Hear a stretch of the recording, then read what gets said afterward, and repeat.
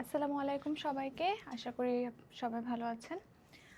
আমরা আজকে আমাদের ব্যবসায় পরিবেশের দ্বিতীয় ক্লাসটি নিয়ে চলে এসেছি। এটা আমাদের ব্যবস্থাপনা বিষয়ের দ্বিতীয় অধ্যায় ব্যবসায় পরিবেশ। সেই ব্যবসায় পরিবেশের আজকে আমরা সেকেন্ড ক্লাসটি করব। প্রথম ক্লাসটিতে আমরা অলরেডি সামাজিক পরিবেশ পর্যন্ত পড়েছিলাম।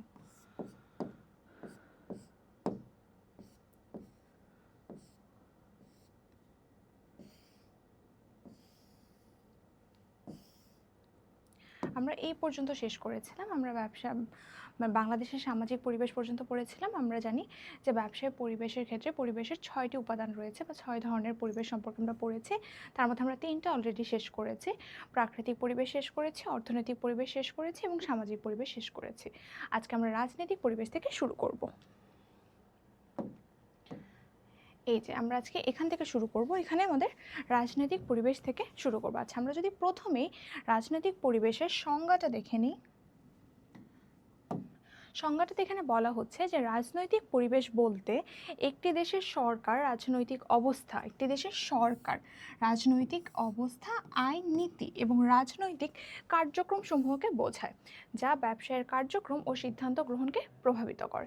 আচ্ছা, তাহলে আমরা এখানে আসলে আমাদের সংজ্ঞাটা থেকে আমরা বুঝতে পারছি, ওয়ার্ড থেকেও বোঝা যায় যে রাজনৈতিক পরিবেশ একটা দেশের রাজনৈতিক সাথে সম্পর্কযুক্ত থাকবে। রাজনৈতিক পরিবেশে একটা দেশের রাজনৈতিক সম্পর্কে কথা বলা থাকে, ঠিক আছে? তাহলে রাজনৈতিক পরিবেশের এখানে বলা হচ্ছে যে দেশের সরকার, যে কোনো একটা দেশের সরকার বা গভর্নমেন্ট, তারপর হচ্ছে রাজনৈতিক ব্যবস্থা, আইন, নীতি, রাজনৈতিক যত ধরনের কার্যক্রম আছে তা যা ব্যবসায়ের কার্যক্রম এবং সিদ্ধান্ত গ্রহণকে প্রভাবিত করে, সেটাই কি রাজনৈতিক পরিবেশ। রাজনৈতিক পরিবেশে সকল ধরনের পরিবেশই ব্যবসায়ের কার্যক্রম এবং সিদ্ধান্ত গ্রহণকে প্রভাবিত করে থাকে। তেমনভাবে রাজনৈতিক পরিবেশও ব্যবসায়ের সকল ধরনের কার্যক্রম এবং বিভিন্ন ধরনের সিদ্ধান্ত গ্রহণ সেটাকে প্রভাবিত করে থাকে। তারপরে যদি আমরা এখানে একটা উদাহরণ দেখি, উদাহরণে বলা হচ্ছে যে সরকার যদি নতুন কর নীতি প্রবর্তন করে, যে নতুন ট্যাক্স সিস্টেম, এই ট্যাক্স যদি ইনক্রিজ হয়, ট্যাক্স বাড়ানো হলে ব্যবসায়ের এক ধরনের ডিসিশন আসে, ব্যবসার এক ধরনের সিদ্ধান্ত নিতে হয় ব্যবসার। আবার ট্যাক্স যদি অন্যদিকে কমানো হয়, তখন সিদ্ধান্ত কিন্তু আলাদা বা ডিফারেন্ট হয়ে যায়। এই জন্য বলা হচ্ছে যে সরকার, নতুন একটা দেশের সরকার আসলে তখন এই বিভিন্ন ধরনের করের যে নীতিমালাগুলো সেগুলো পরিবর্তন আসে, বাজেটে পরিবর্তন আসে। তো এই ধরনের পরিবর্তনগুলো আসার কারণে কিন্তু দেশের দেখা যাচ্ছে কি যে কর নীতিতে চেঞ্জেস আসে। তো এইসব কর নীতিতে যখন চেঞ্জ আসে, তখন কিন্তু ব্যবসার কার্যক্রম এবং সিদ্ধান্ত গ্রহণকে কী করতে হয়? প্রভাবিত করতে হয়। এটার একটা এক্সাম্পল যদি আমরা দেখি, যদি এরকম হয় যে কোনো দেশের সরকার, আমরা ধরে নিই যে কোনো একটা দেশের সরকার যদি অন্য দেশের উপর, যেমন আমরা যদি আমেরিকার একটা উদাহরণ ধরে নিই যে আমরা আমেরিকা, যেটা বলা হয়েছে যে আমেরিকা ইরাক থেকে যদি কেউ, আমেরিকার কোনো নাগরিক ইরাক থেকে কী করতে পারবে না, কোনো ধরনের তেল নিয়ে আসতে পারবে না, তারা ক্রয় করে, ইরানও সেল করবে না এবং তারাও কী করতে পারবে না, সেটা নিয়ে আসতে পারবে না। তখন এরকম যখন যদি হয়ে থাকে, তখন কিন্তু এই নীতির কারণে, কিংবা কোনো একটা দেশের হয়তো ট্যাক্স বাড়িয়ে দিল, এই ট্যাক্স বাড়িয়ে দেওয়ার কারণে কিন্তু ব্যবসায়ের ক্ষেত্রে সিদ্ধান্তের পরিবর্তন করা দরকার হতে পারে। তখন তাদের অন্য দেশে শিফট হওয়া দরকার হতে পারে, যে অন্য দেশ থেকে এখন আমি মালামাল আনবো, অন্য কোনো দেশ থেকে এখন আমি কাঁচামাল নিয়ে আসবো। তো এরকম, এটা একটা জাস্ট উদাহরণ ছিল। এরকমভাবে কোনো একটা দেশের রাজনৈতিক পরিবেশে ক্ষেত্রে সরকার যদি কোনো ধরনের নীতিমালা চেঞ্জ করে, কর নীতি থেকে শুরু করে অন্য কোনো কিছু যদি চেঞ্জ করে থাকে, তখন কিন্তু ব্যবসায়িক সিদ্ধান্ত সেই অনুযায়ী পরিবর্তিত হতে থাকে। তাহলে সেটা এখানে বলা হচ্ছে যে সরকার নতুন করনীতি প্রবর্তন করে বা আমদানি রপ্তানি নীতিতে যদি পরিবর্তন আনে, তবে তা সরাসরি ব্যবসার খরচ, মুনাফা এবং কৌশলের উপর প্রভাব ফেলে। যে সরকার যদি ট্যাক্স বাড়িয়ে দেয়, তখন ব্যবসার খরচ বেড়ে যাবে, আর ব্যবসার খরচ বেড়ে গেলে কিন্তু ব্যবসার মুনাফা কমে যাবে। তখন ব্যবসায়ীরা নতুন কৌশল ইমপ্লিমেন্ট করতে চাবে, তখন নতুন ধরনের কৌশল তারা সেট করবে, নতুনভাবে কী অল্টারনেটিভ আছে, কী করা যায়, সেটা নিয়ে তারা চিন্তাভাবনা করা শুরু করে দেবে। সুতরাং এগুলো ব্যবসায় এই খরচ, মুনাফা, কৌশলের উপর সরাসরি প্রভাব ফেলে। এখানে আমরা একটা ইলাস্ট্রেশনের মাধ্যমে দেখতে পাচ্ছি যে এখানে রাজনৈতিক পরিবেশটাকে হালকা একটু বোঝানো হচ্ছে।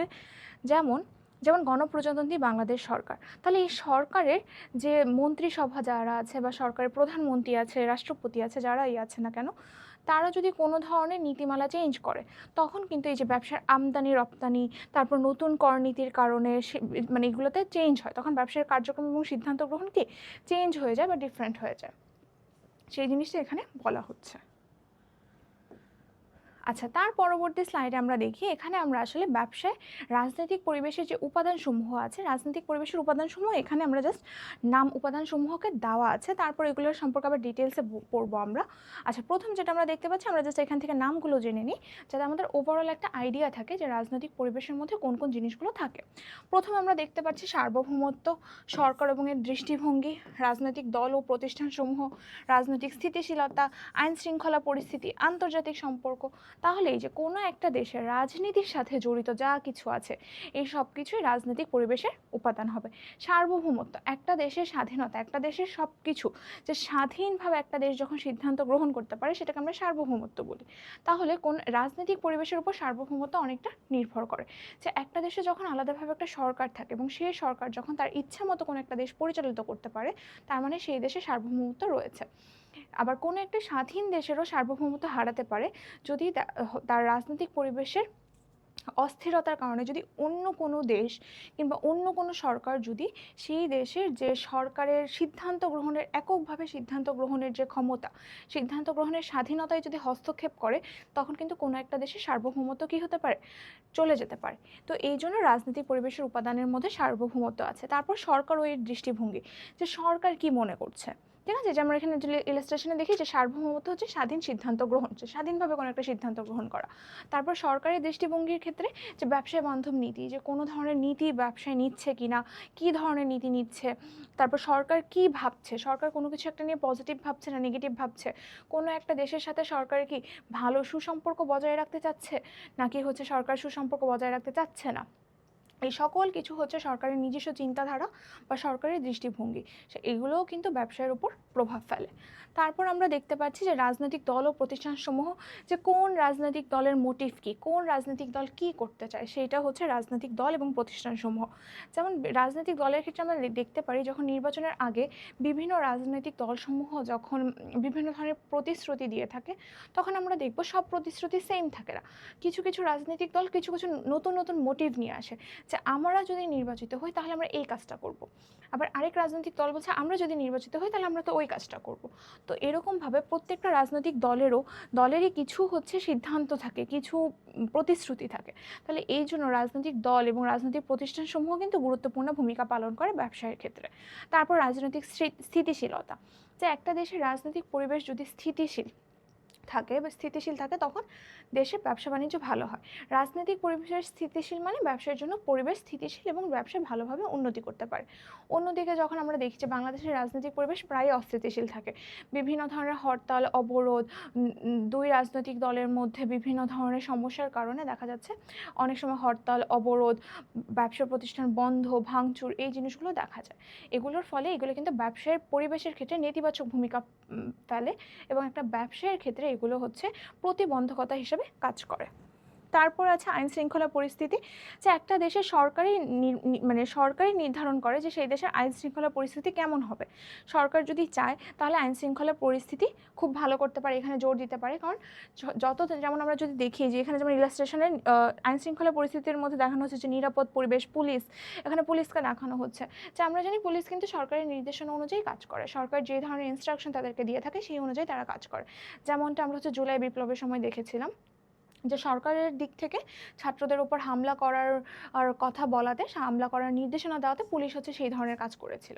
তাহলে এই যে আইন শৃঙ্খলা পরিস্থিতি, এটাও কি রাজনৈতিক পরিবেশের অন্তর্ভুক্ত। আন্তর্জাতিক সম্পর্ক, কোন দেশের সরকার কি কোন দেশের সাথে সুসম্পর্ক রাখতে চাচ্ছে, কোন দেশের সাথে বেশি ধরনের চুক্তি করছে, কোন দেশ থেকে বেশি পণ্য ইম্পোর্ট এক্সপোর্টের ক্ষেত্রে সুবিধা দিচ্ছে, এবং কোন কোন দেশের ক্ষেত্রে যদি আমি ইম্পোর্ট করতে চাই তাহলে আমাকে হচ্ছে অধিক ট্যাক্স দিতে হবে। এই জিনিসগুলোও কিন্তু নির্ভর করে কি রাজনৈতিক পরিবেশের উপর। একটা দেশের সরকারের উপর নির্ভর করে যে তারা কোন দেশের পণ্য ইম্পোর্টের ক্ষেত্রে ট্যাক্স কমিয়ে দিবে, কোন দেশের বা কোন ধরনের পণ্যের ক্ষেত্রে ট্যাক্স বাড়িয়ে দিবে। তাহলে এই সবগুলো ব্যবসাকে এফেক্টেড করে এবং এগুলো কি রাজনৈতিক পরিবেশের উপাদান। আচ্ছা, এখন আমরা আসলে ডিটেইলসে বলবো। তখন তো জাস্ট হালকা করে একটু আইডিয়া দেওয়া হলো রাজনৈতিক পরিবেশের সকল কিছু সম্পর্কে। এখন আমরা একটু ডিটেইলসে এই জিনিসগুলো পড়ে ফেলবো। আচ্ছা, তাহলে প্রথম যেটা বলা হচ্ছে সেটা হচ্ছে সার্বভৌমত্ব। তাহলে সার্বভৌমত্ব বলতে আমরা কি বুঝি? একটা দেশের নিজস্ব সিদ্ধান্ত গ্রহণের যে ক্ষমতা এবং স্বাধীনতা, সেটাকে আমরা সার্বভৌমত্ব বলি। যে এটি নির্ধারণ করে দেশটির নিজস্ব নীতি এবং আইন কতটা স্বাধীনভাবে পরিচালনা করতে পারে। তাহলে কোনো একটা দেশের সার্বভৌমত্ব আছে বা কোনো একটা দেশ নিজের সিদ্ধান্ত নিজে গ্রহণ করতে পারছে, নিজের সিদ্ধান্ত সে নিজে নিতে পারছে, তার মানে সেই দেশে কি আছে? সার্বভৌমত্ব আছে। এবং সার্বভৌমত্ব থাকার ফলে কিন্তু দেশগুলো কি করতে পারে? নিজের কোনো একটা সিদ্ধান্ত যে সে চাচ্ছে যে আমার দেশের জন্য এই জিনিসটা ভালো হবে, তখন সে সেটা করতে পারছে। তাহলে সার্বভৌমত্ব একটা দেশের রাজনৈতিক পরিবেশের জন্য খুবই গুরুত্বপূর্ণ ভূমিকা পালন করে থাকে। তারপর হচ্ছে সরকারের দৃষ্টিভঙ্গি। তাহলে সরকারের নীতি এবং দৃষ্টিভঙ্গিটা কি? উন্নয়ন পরিকল্পনা ও পরিবেশ, ব্যবসায় পরিবেশকে প্রভাবিত করে। কোনো সরকার কী ধরনের নীতিমালা নিয়ে আসছে, তা সে কী করতে চাচ্ছে, তার দৃষ্টিভঙ্গি কেমন, উন্নয়নের ক্ষেত্রে তার পরিকল্পনা কী, যে সে উন্নয়নের ক্ষেত্রে কী করতে চাচ্ছে, এই যে সকল কিছু কিন্তু ব্যবসার পরিবেশকে সরাসরি কী করে? প্রভাবিত করে থাকে। তাহলে সরকারের নীতি, দৃষ্টিভঙ্গি, তারপর হচ্ছে উন্নয়নের পরিকল্পনা ব্যবসায় পরিবেশকে প্রভাবিত করে। একটা উদাহরণ দেওয়া হচ্ছে যে ব্যবসায় বান্ধব সরকার হলে বিনিয়োগ বৃদ্ধি পায়। যে ব্যবসা যদি চায় যে আমার দেশে মানে ব্যবসাগুলো ভালো, সরকার যদি চায় যে আমার দেশের ব্যবসায়ীরা ভালো করুক, আমার দেশে ব্যবসায়ের পরিবেশ স্থিতিশীল থাকুক, ব্যবসায়ের পরিবেশে ব্যবসায়ীরা উন্নতি করুক, ভালো থাকুক, তখন কিন্তু সরকার মানে ব্যবসায়ের ক্ষেত্রে অনেক ধরনের ইনসেনটিভস দিবে। হয়তো করের হার কমিয়ে দিবে, সহজ সুদে মানে বা স্বল্প সুদে ব্যবসায়ীদেরকে ঋণ দিবে। ঋণ দেওয়ার ক্ষেত্রে শর্ত যে থাকে, বিভিন্ন ধরনের ঋণ গ্রহণের শর্ত, সেই শর্তগুলো ফ্লেক্সিবল করে দিবে। তখন এই ধরনের কাজকর্মের ফলে কিন্তু মানে ব্যবসা বান্ধব সরকার যদি থাকে তাহলে কিন্তু দেশে বিনিয়োগ বৃদ্ধি পায়, কারণ বেশি মানুষ তখন ব্যবসা করতে আগ্রহী হয়ে ওঠে। তারপরে হচ্ছে রাজনৈতিক দল ও প্রতিষ্ঠানসমূহ।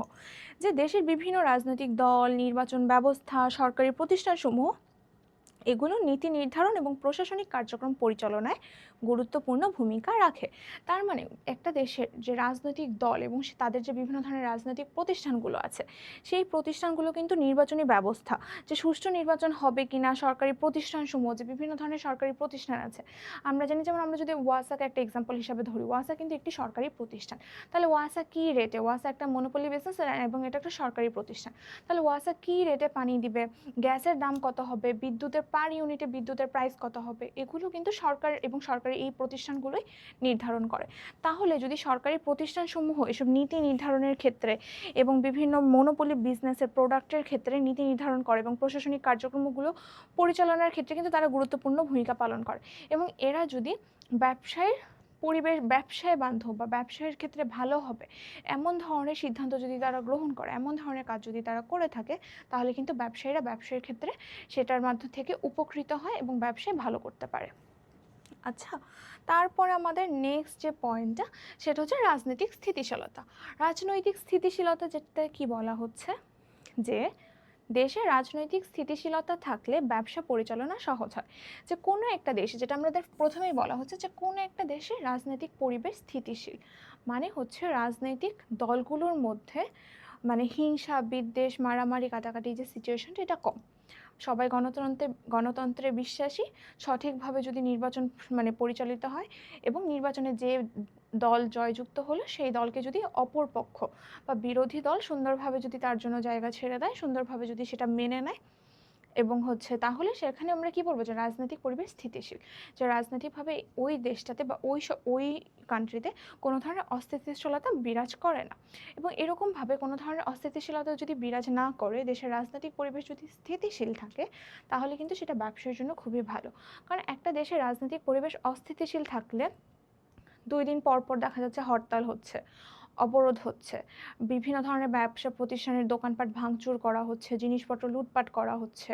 তারপরে হচ্ছে যেমন বাংলাদেশের যদি মানে উদাহরণ ধরি, যে মানে কিছুদিন আগে আমরা যদি 1-2 বছর আগের সিনারিওর কথা চিন্তা করে দেখি, তাহলে হচ্ছে আওয়ামী লীগ সরকার এবং বিএনপি দুইটা বিরোধী দল, বিএনপি বিরোধী দল ছিল। তো তখন কীরকম হয়, যে যখন হচ্ছে আওয়ামী লীগ ক্ষমতায় থাকে তখন হচ্ছে তাদের আওয়ামী লীগের ব্যবসাগুলোকে বেশি সুযোগ সুবিধা দেওয়া হয়, এবং যখন বিএনপি ক্ষমতায় আসে তখন কিন্তু আওয়ামী লীগের সবাইকে বাদ দিয়ে তখন বিএনপি তাদের নিজেদের লোককে হচ্ছে ওই দোকানগুলো ভাড়া দেয়, এই ধরনের কাজগুলো হয়ে থাকে। তো এরকমের ফলে কিন্তু ব্যবসায়ের পরিবেশ, ব্যবসায়ের যে একটা স্থিতিশীল পরিবেশ, স্থিতিশীলতা, সেটা আর স্থিতিশীল থাকে না। তখন ব্যবসায় একটা অস্থিতিশীল পরিবেশ বা অস্থিতিশীল অবস্থা বিরাজ করে, যেটা ব্যবসার জন্য মোটেও অনুকূল পরিবেশ না, এটা ব্যবসার জন্য একটা প্রতিকূল অবস্থা। তাহলে এই যে এই অস্থিরতা থাকলে কিন্তু বিনিয়োগকারীরা ঝুঁকি অনুভব করে, যারা ব্যবসায় ইনভেস্ট করবে বা যারা ব্যবসা হচ্ছে বিনিয়োগ করে, তারা এইখানে ঝুঁকি অনুভব করে, যে ব্যবসায়ের ক্ষেত্রে ঝুঁকি আছে। প্লাস হচ্ছে বৈদেশিকরা, বিদেশের যারা আছে, বিদেশি মানুষও কী করতে চায় না, দেশে বিনিয়োগ করতে চায় না, যে এই দেশটাকে বিনিয়োগের জন্য উপযোগী মনে করে না। তো এরকম হয়ে থাকলে ব্যবসার জন্য সেটা মোটেও ভালো বা সুখকর কিছু না, এটা ব্যবসার জন্য সমস্যা তৈরি করে থাকে। তারপরের যে পয়েন্টটা সেটা হচ্ছে আইন শৃঙ্খলা পরিস্থিতি, দেশের নিরাপত্তা, দেশের সেফটির যে ইস্যুগুলো, দেন আইন প্রয়োগ এবং অপরাধ নিয়ন্ত্রণের যে অবস্থাটা, সেটাকে আমরা বলি আইন শৃঙ্খলা পরিস্থিতি। এই আইন শৃঙ্খলা পরিস্থিতি যদি ভালো হয়, ভালো আইন শৃঙ্খলা ব্যবসার জন্য নিরাপদ পরিবেশ তৈরি করে থাকে। তাহলে আমরা প্রথম যে পয়েন্টটা দেখছি সেটা হচ্ছে কি, যে দেশের নিরাপত্তা, দেশের আইন প্রয়োগ এবং অপরাধ, দেশের অপরাধ বা ক্রাইম যে রেট, অপরাধ যদি কমিয়ে আনা হয়, ক্রাইম রেট যদি ডিক্রিজিং মানে একটা ট্রেন্ডে থাকে, তার মানে কি সরকার আইন শৃঙ্খলা পরিবেশের থেকে, আইন শৃঙ্খলা পরিস্থিতির দিক থেকে খুব ভালো করছে, দেশের আইন শৃঙ্খলা পরিস্থিতি কি হচ্ছে, ভালো হচ্ছে। তো একটা দেশের আইন শৃঙ্খলা পরিস্থিতি ভালো থাকলে সেটা ব্যবসায়ের জন্য অবশ্যই খুবই ভালো, কারণ আইন শৃঙ্খলা পরিস্থিতি ভালো মানে দেশে হচ্ছে কোনো ধরনের ক্রাইম, কোনো ধরনের অপরাধ কম হবে। তার মানে এটাকে আলটিমেটলি ব্যবসায়ীদের ক্ষেত্রেও তারাও হচ্ছে কোনো ধরনের প্রতারণা, ক্রাইম, লুটপাট, চুরি, ছিনতাই, ডাকাতি এগুলোতে তারা কম ফেস করবে। তার মানে এটা ব্যবসার জন্য ভালো। চাঁদাবাজি মোস্ট ইম্পর্টেন্ট জিনিস বাংলাদেশের জন্য।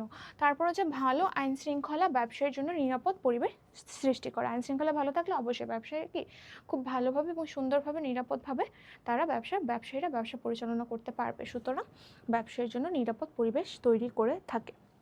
আচ্ছা, তারপরে লাস্ট যে আমাদের পয়েন্ট সেটা হচ্ছে আন্তর্জাতিক সম্পর্ক। তাহলে আন্তর্জাতিক সম্পর্কে কি বলা হচ্ছে, অন্যান্য দেশের সাথে কূটনীতিক সম্পর্ক, যে একটা দেশের আরেকটা দেশের সাথে কী ধরনের সম্পর্ক রয়েছে। তাহলে অন্যান্য দেশের সাথে কূটনীতিক সম্পর্ক এবং বাণিজ্যিক চুক্তি, এটা হচ্ছে আন্তর্জাতিক সম্পর্কের মধ্যে আসে। আন্তর্জাতিক সম্পর্ক মেইনলি থাকে হচ্ছে একটা দেশের সরকারের সাথে অন্য আরেকটা দেশের কী ধরনের সম্পর্ক। ঠিক আছে, যেমন আমরা এতদিন দেখেছি যে যখন আওয়ামী লীগ সরকার ছিল, তখন আওয়ামী লীগ সরকারের ইন্ডিয়ার সাথে একটা বা ভারতের সাথে অন্যরকম একটা সুসম্পর্ক ছিল। ঠিক আছে, তাহলে এইটার কারণে আমরা কি বুঝতে পারি, এটার কারণে আমরা দেখেছি যে বাংলাদেশ ভারতের সাথে খুব সুসম্পর্ক থাকায় ভারত থেকেই সব কিছু আনা হচ্ছে। ইভেন পণ্যের দাম ভারত বেশি যদি রাখে, তাও ভারত থেকেই আনা হচ্ছে। এইরকম এটা হচ্ছে আন্তর্জাতিক সম্পর্কের মধ্যে হচ্ছে এই কূটনৈতিক সম্পর্কের একটা উদাহরণ। রাজনৈতিক সরকার চেঞ্জ হওয়ার সাথে সাথে এই একটা দেশের এই ধরনের যে সিচুয়েশনগুলো, এগুলোই চেঞ্জ হয়ে যায়। যেমন যখন আওয়ামী লীগ সরকার থাকাকালীন যেমন বাংলাদেশের ভারতের সাথে যে সুসম্পর্কটা ছিল, সরকার নিজে চেষ্টা করে, আওয়ামী লীগ সরকার নিজেরা চেষ্টা করে যেরকম ভারতের সাথে সুসম্পর্কটা বজায় রাখার চেষ্টা করেছে, সেই জিনিসটা এখন বিএনপি আসার পরে করছে না। তাহলে কি কূটনীতিক সম্পর্কে কিন্তু পরিবর্তন এসেছে। তো এই ধরনের পরিবর্তনগুলো কিন্তু ব্যবসাকে প্রভাবিত করে থাকে। তাহলে অন্যান্য দেশের সাথে কূটনীতিক সম্পর্ক এবং বাণিজ্যিক চুক্তি, যেমন যদি কোনো একটা দেশে যদি ধরে নিই যে বাংলাদেশ আওয়ামী লীগ সরকার যখন ছিল, তখন ইন্ডিয়ার সাথে অনেক ধরনের বাণিজ্যিক চুক্তি হতো, তাদের সাথে অনেক ধরনের আমাদের লেনদেন করা হতো। বাট বিএনপি আসার পর এই জিনিসটা কমে গেছে। তাহলে এটা কিন্তু যারা রিলেটেড পার্টি আছে, যে ধরনের রিলেটেড ব্যবসাগুলো আছে, সেগুলোকে কিন্তু এফেক্টেড করবে। আচ্ছা, তারপরে যেটি বলা হচ্ছে, এটি আমদানি রপ্তানি, আমদানি রপ্তানি, তারপর হচ্ছে বৈদেশিক বিনিয়োগ এবং বাজার সম্প্রসারণে প্রভাব ফেলে। অবশ্যই একটা দেশে কোনো একটা সরকার যে দেশের সাথে সুসম্পর্ক বজায় রাখতে চাচ্ছে, যে দেশের সাথে তারা বেশি ভালো সম্পর্ক রয়েছে, সেই দেশগুলোতে দেখা যায় কি আমদানি রপ্তানির ক্ষেত্রে ট্যাক্সের হার কমিয়ে দেয়। বৈদেশিক বিনিয়োগের ক্ষেত্রে সেই দেশ অপর দেশটিও কী করে, যে এই ধরো বাংলাদেশে সে বেশি বেশি করে বিনিয়োগ করলো। বাজার সম্প্রসারণের ক্ষেত্রে এটাও গুরুত্বপূর্ণ ভূমিকা পালন করে, যে বিজনেসগুলো যে ওই ধরনের ব্যবসাগুলোর ক্ষেত্রে ভালো যদি হয়, তখন বাজারটা সম্প্রসারণ হয়, এবং যদি কোনো ধরনের নেগেটিভ এফেক্ট পড়ে, তখন কিন্তু বাজার আবার সংকুচিত হয়ে যায়। তাহলে এটা নির্ভর করে, এটা বিভিন্ন পরিস্থিতি, বিভিন্ন ব্যবসার জন্য বিভিন্ন ধরনের প্রভাব ফেলে থাকে। আচ্ছা, তাহলে এটা হচ্ছে আমাদের রাজনৈতিক পরিবেশের উপাদানসমূহ। এখন আমরা একটু জেনে নিব যে রাজনৈতিক পরিবেশের কিছু অনুকূল এবং প্রতিকূল দিক সম্পর্কে। আমরা এখন ইন জেনারেল রাজনৈতিক পরিবেশের অনুকূল দিকসমূহ কী কী হতে পারে এবং প্রতিকূল দিকসমূহ কী কী হতে পারে সেটা সম্পর্কে জানবো। তারপরে আমরা পার্টিকুলারলি বাংলাদেশ সম্পর্কেও জানবো, যে বাংলাদেশের রাজনৈতিক পরিবেশ কেমন সেটা সম্পর্কে আমরা জানবো। বাট এই স্লাইডে আমরা যে জিনিসগুলো পড়বো সেগুলো হচ্ছে ইন জেনারেল কোন কোন জিনিসগুলো একটা মানে রাজনৈতিক পরিবেশের কোন কোন ফ্যাক্টরগুলো একটা দেশের ব্যবসায়ের জন্য অনুকূল হয় এবং কোন কোন ফ্যাক্টরগুলো একটা দেশের ব্যবসায়ের জন্য প্রতিকূল হিসাবে গণ্য হতে পারে, সেই জিনিসগুলো আমরা এখান থেকে শিখে নেব। ঠিক আছে, তাহলে চলো তাহলে আমরা শুরু করি। প্রথম আমরা দেখি অনুকূল দিক সমূহ। তাহলে অনুকূল দিক সমূহতে 1 নম্বরে আমরা যেটা দেখতে পাচ্ছি সেটা হচ্ছে স্থিতিশীল সরকার। যে কোনো একটা দেশে সরকার মানে যেমন বাংলাদেশের মাঝে অন্তর্বর্তীকালীন সরকার থাকার কারণে দেশের হচ্ছে সরকারের যে মানে ব্যবস্থাটা সেটা স্থিতিশীল ছিল না। এখন যখন একটা সরকার যেমনই হোক না কেন, যখন একটা সরকার হচ্ছে ইলেক্টেড হয়ে গেছে, এখন 5 বছর সেম সরকারটা থাকবে, তখন এই যে এই ক্ষেত্রে কিন্তু একটা স্থিতিশীলতা আসে। কারণ সবাই জানে যে এখন এই সরকার আছে মানে তারা 5 বছর থাকবে, তার মানে মোটামুটি ধারণা করা যায় যে নিয়মকানুনগুলো 5 বছরে কাইন্ড অফ মানে সেমই থাকবে। কারণ এক একটা সরকারের দৃষ্টিভঙ্গি, তাদের মানে কোনো কিছু করার ইচ্ছা এক এক রকম থাকে। তাহলে তারা এসে যেটা করে, যে জিনিসটা ইমপ্লিমেন্ট করে, তারা সেটা মানে চেষ্টা করে থ্রু আউট দ্য ইয়ার্স ওই টাইপই চলতে। ঠিক আছে, তাহলে প্রথম হচ্ছে স্থিতিশীল সরকার, দীর্ঘমেয়াদী নীতি গ্রহণ সম্ভব হয়। যেমন কোনো একটা মানে স্থিতিশীল সরকার যদি থাকে তখন কিন্তু দীর্ঘমেয়াদে কী করা হবে সেটা তারা সিদ্ধান্ত গ্রহণ করতে তাদের জন্য সুবিধা হয়। যেমন অন্তর্বর্তীকালীন সরকার, তারা চাইলেও অনেক কিছু করতে পারেনি। কেন করতে পারেনি? কারণ তাদের একটা লিমিটেশন আছে। তারা জানে যে কয়েক মাসের মধ্যে তাদের হচ্ছে তাদের আসন ছেড়ে দিতে হবে, কয়েক মাস পরে তারা আর থাকবে না। তখন কোনো ধরনের বড় বড় প্রজেক্ট নেওয়া সম্ভব হয়নি, কোনো ধরনের বড় দীর্ঘমেয়াদী কোনো প্রজেক্ট হাতে গ্রহণ করা, দীর্ঘমেয়াদী কোনো নীতি বাস্তবায়ন করা, এই জিনিসগুলো সম্ভব হয়নি।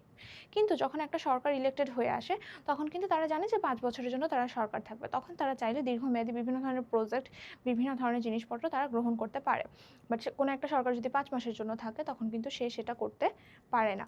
তাহলে এখানে সেটাই বলা হচ্ছে যে স্থিতিশীল সরকার হওয়ার ক্ষেত্রে দীর্ঘমেয়াদী নীতি গ্রহণ করা সম্ভব হয়, যা ব্যবসার জন্য সহায়ক।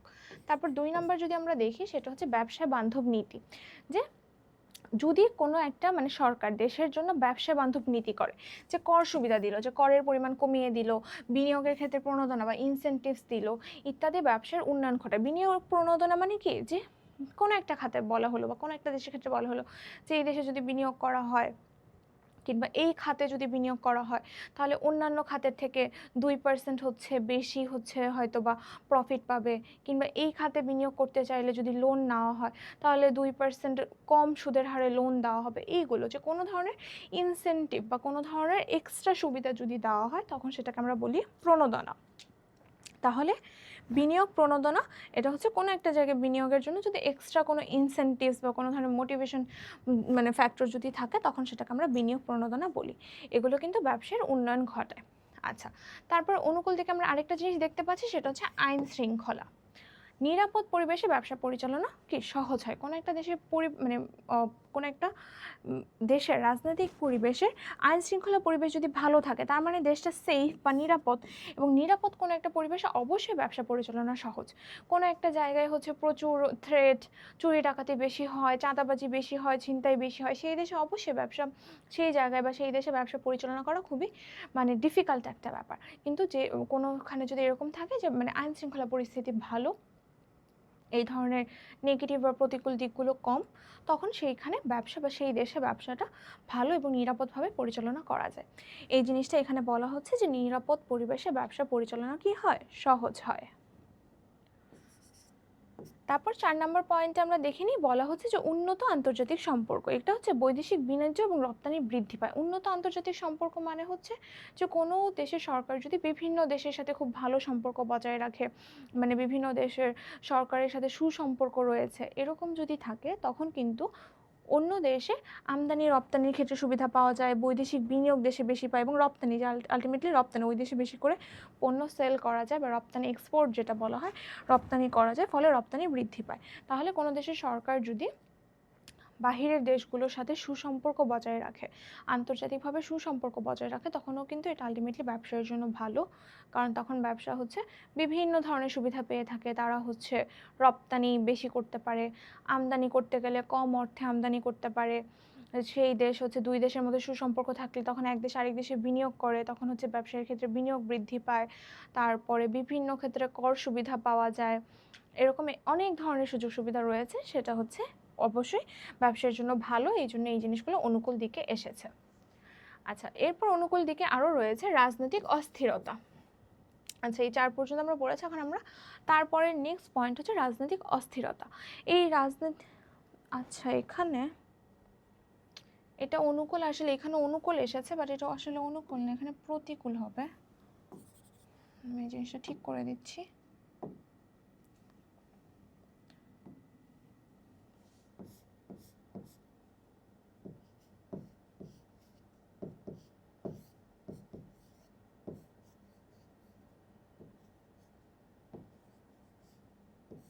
তাহলে এখানে এটা হচ্ছে ব্যবসার প্রতিকূল দিকসমূহ, অনুকূল নয়, এটা ভুল আছে। হ্যাঁ, অনুকূল নয়, এখানে আমাদের কি হবে, প্রতিকূল দিকসমূহ।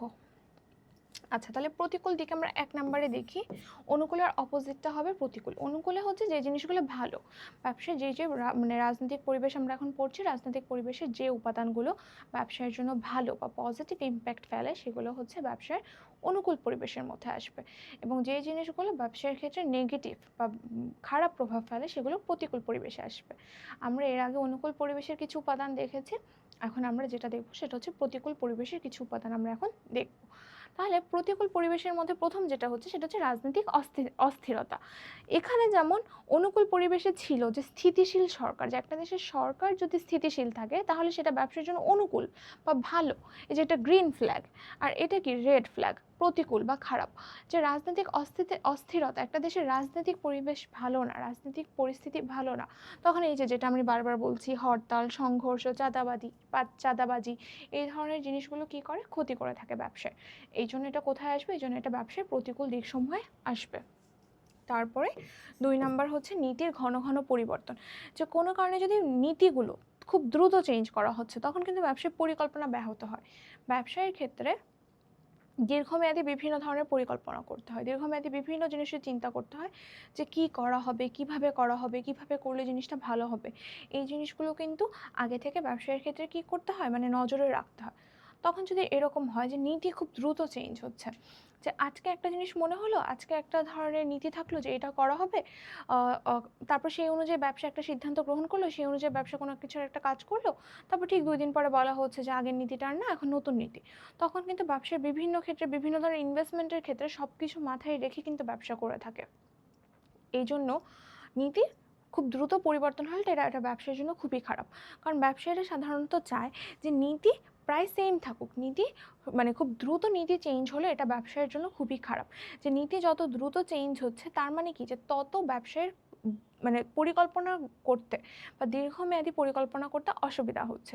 এই জন্য নীতি ক্ষেত্রে ঘন ঘন নীতি পরিবর্তন, এটা হচ্ছে ব্যবসার জন্য খুবই খারাপ একটা দিক।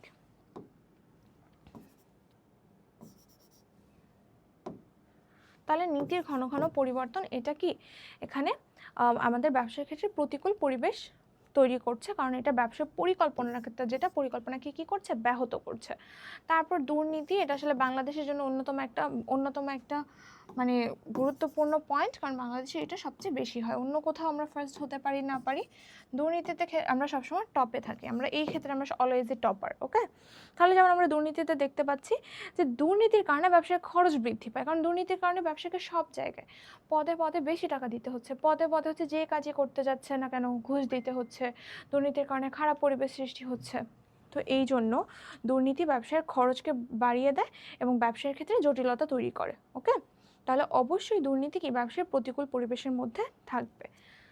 তারপর 4 নম্বর হচ্ছে দুর্বল আইন শৃঙ্খলা। দুর্বল আইন শৃঙ্খলা কেন বলা হচ্ছে, মানে আইন শৃঙ্খলা পরিস্থিতি যদি ভালো হয় তাহলে এটা দেশের জন্য যেরকম ভালো, ব্যবসার জন্য যেরকম ভালো, তেমনভাবে আইন শৃঙ্খলা পরিস্থিতি খারাপ হলে এটা ব্যবসার জন্য খারাপ বা প্রতিকূল, এটা নেগেটিভ একটা এফেক্ট ফেলে।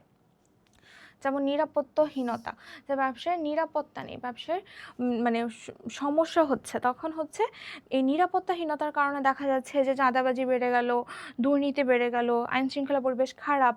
এইসবের কারণে, এইসব নিরাপত্তাহীনতার কারণে ব্যবসায়ীরা ব্যবসা করতে মানে অনেক বড় ধরনের ঝুঁকির মধ্যে থাকে এবং ব্যবসা পরিচালনা করতেও তারা কি নিরুৎসাহিত হয়। এই জন্য এগুলো কি ব্যবসার প্রতিকূল দিকের মধ্যে আসবে। ব্যবসার অনুকূল দিকসমূহ ব্যবসায়ীকে ভালো করতে বা ব্যবসাকে ভালোভাবে প্রভাবিত করে। এগুলোর যে এফেক্ট, এগুলো সবগুলো পজিটিভলি ব্যবসাকে এফেক্টেড করে। অন্যদিকে নেগেটিভ বা প্রতিকূল যে মানে উপাদানগুলো, সেগুলো ব্যবসাকে নেগেটিভলি এফেক্টেড করে। তার মানে অনুকূল জিনিসগুলো ব্যবসার জন্য ভালো এবং প্রতিকূল জিনিসগুলো ব্যবসার জন্য খারাপ। আমরা এখন ব্যবসার অনুকূল এবং প্রতিকূল দুইটা দিকই দেখে নিয়েছি, এটা রাজনৈতিক পরিবেশের ক্ষেত্রে দেখে নিয়েছি। এখন আমরা যেটা দেখব সেটা হচ্ছে বাংলাদেশের রাজনৈতিক পরিবেশে দেখব যে বাংলাদেশের রাজনৈতিক পরিবেশের ক্ষেত্রে অনুকূল দিক কী কী এবং প্রতিকূল দিক কী কী। আচ্ছা, অনুকূল দিক যদি আমরা দেখে থাকি, প্রথমে বলা হচ্ছে বাংলাদেশ সরকারের উন্নয়নমূলক নীতি। যে বাংলাদেশ সরকার চায়, বাংলাদেশ যেহেতু একটা ডেভেলপিং কান্ট্রি, বাংলাদেশ সবসময় চাচ্ছে যে উন্নতি করতে বা ভালো করতে। তাহলে বাংলাদেশের সরকার যে উন্নয়নের ক্ষেত্রে উন্নয়নমূলক যে বিভিন্ন ধরনের নীতি গ্রহণ করে, এগুলো ব্যবসার জন্য অনুকূল বা এই জিনিসগুলো ব্যবসার জন্য ভালো। তারপর অবকাঠামোগত উন্নয়ন, যেহেতু বাংলাদেশ এরকম উন্নত দেশ না, বাংলাদেশের অবকাঠামোগত উন্নয়নে কি এখনও পিছিয়ে আছে, কিন্তু তাও চেষ্টা করা হচ্ছে যে দেশে যোগাযোগ ব্যবস্থা ভালো করার, পরিবহনের ক্ষেত্রে হচ্ছে রাস্তাঘাট, সেতু, তারপর মেট্রো আছে, এই ধরনের জিনিসগুলো করার চেষ্টা করা হচ্ছে। এই জন্য বলা হচ্ছে যে অবকাঠামোগত উন্নয়ন করার চেষ্টা করা হচ্ছে। তারপর হচ্ছে বৈদেশিক বিনিয়োগ আকর্ষণের প্রচেষ্টা, যে বাংলাদেশ সরকার চায় যে বাংলাদেশের বৈদেশিক বিনিয়োগ বৃদ্ধি পাক বা বৈদেশিক বিনিয়োগ যাতে বেশি করে আকৃষ্ট করতে পারে, সেই প্রচেষ্টা বাংলাদেশের সরকারের থাকে। এই জন্য বলা হচ্ছে যে বৈদেশিক বিনিয়োগ আকর্ষণের প্রচেষ্টা, এগুলো ব্যবসার জন্য কি তৈরি করছে, অনুকূল পরিবেশ তৈরি করছে।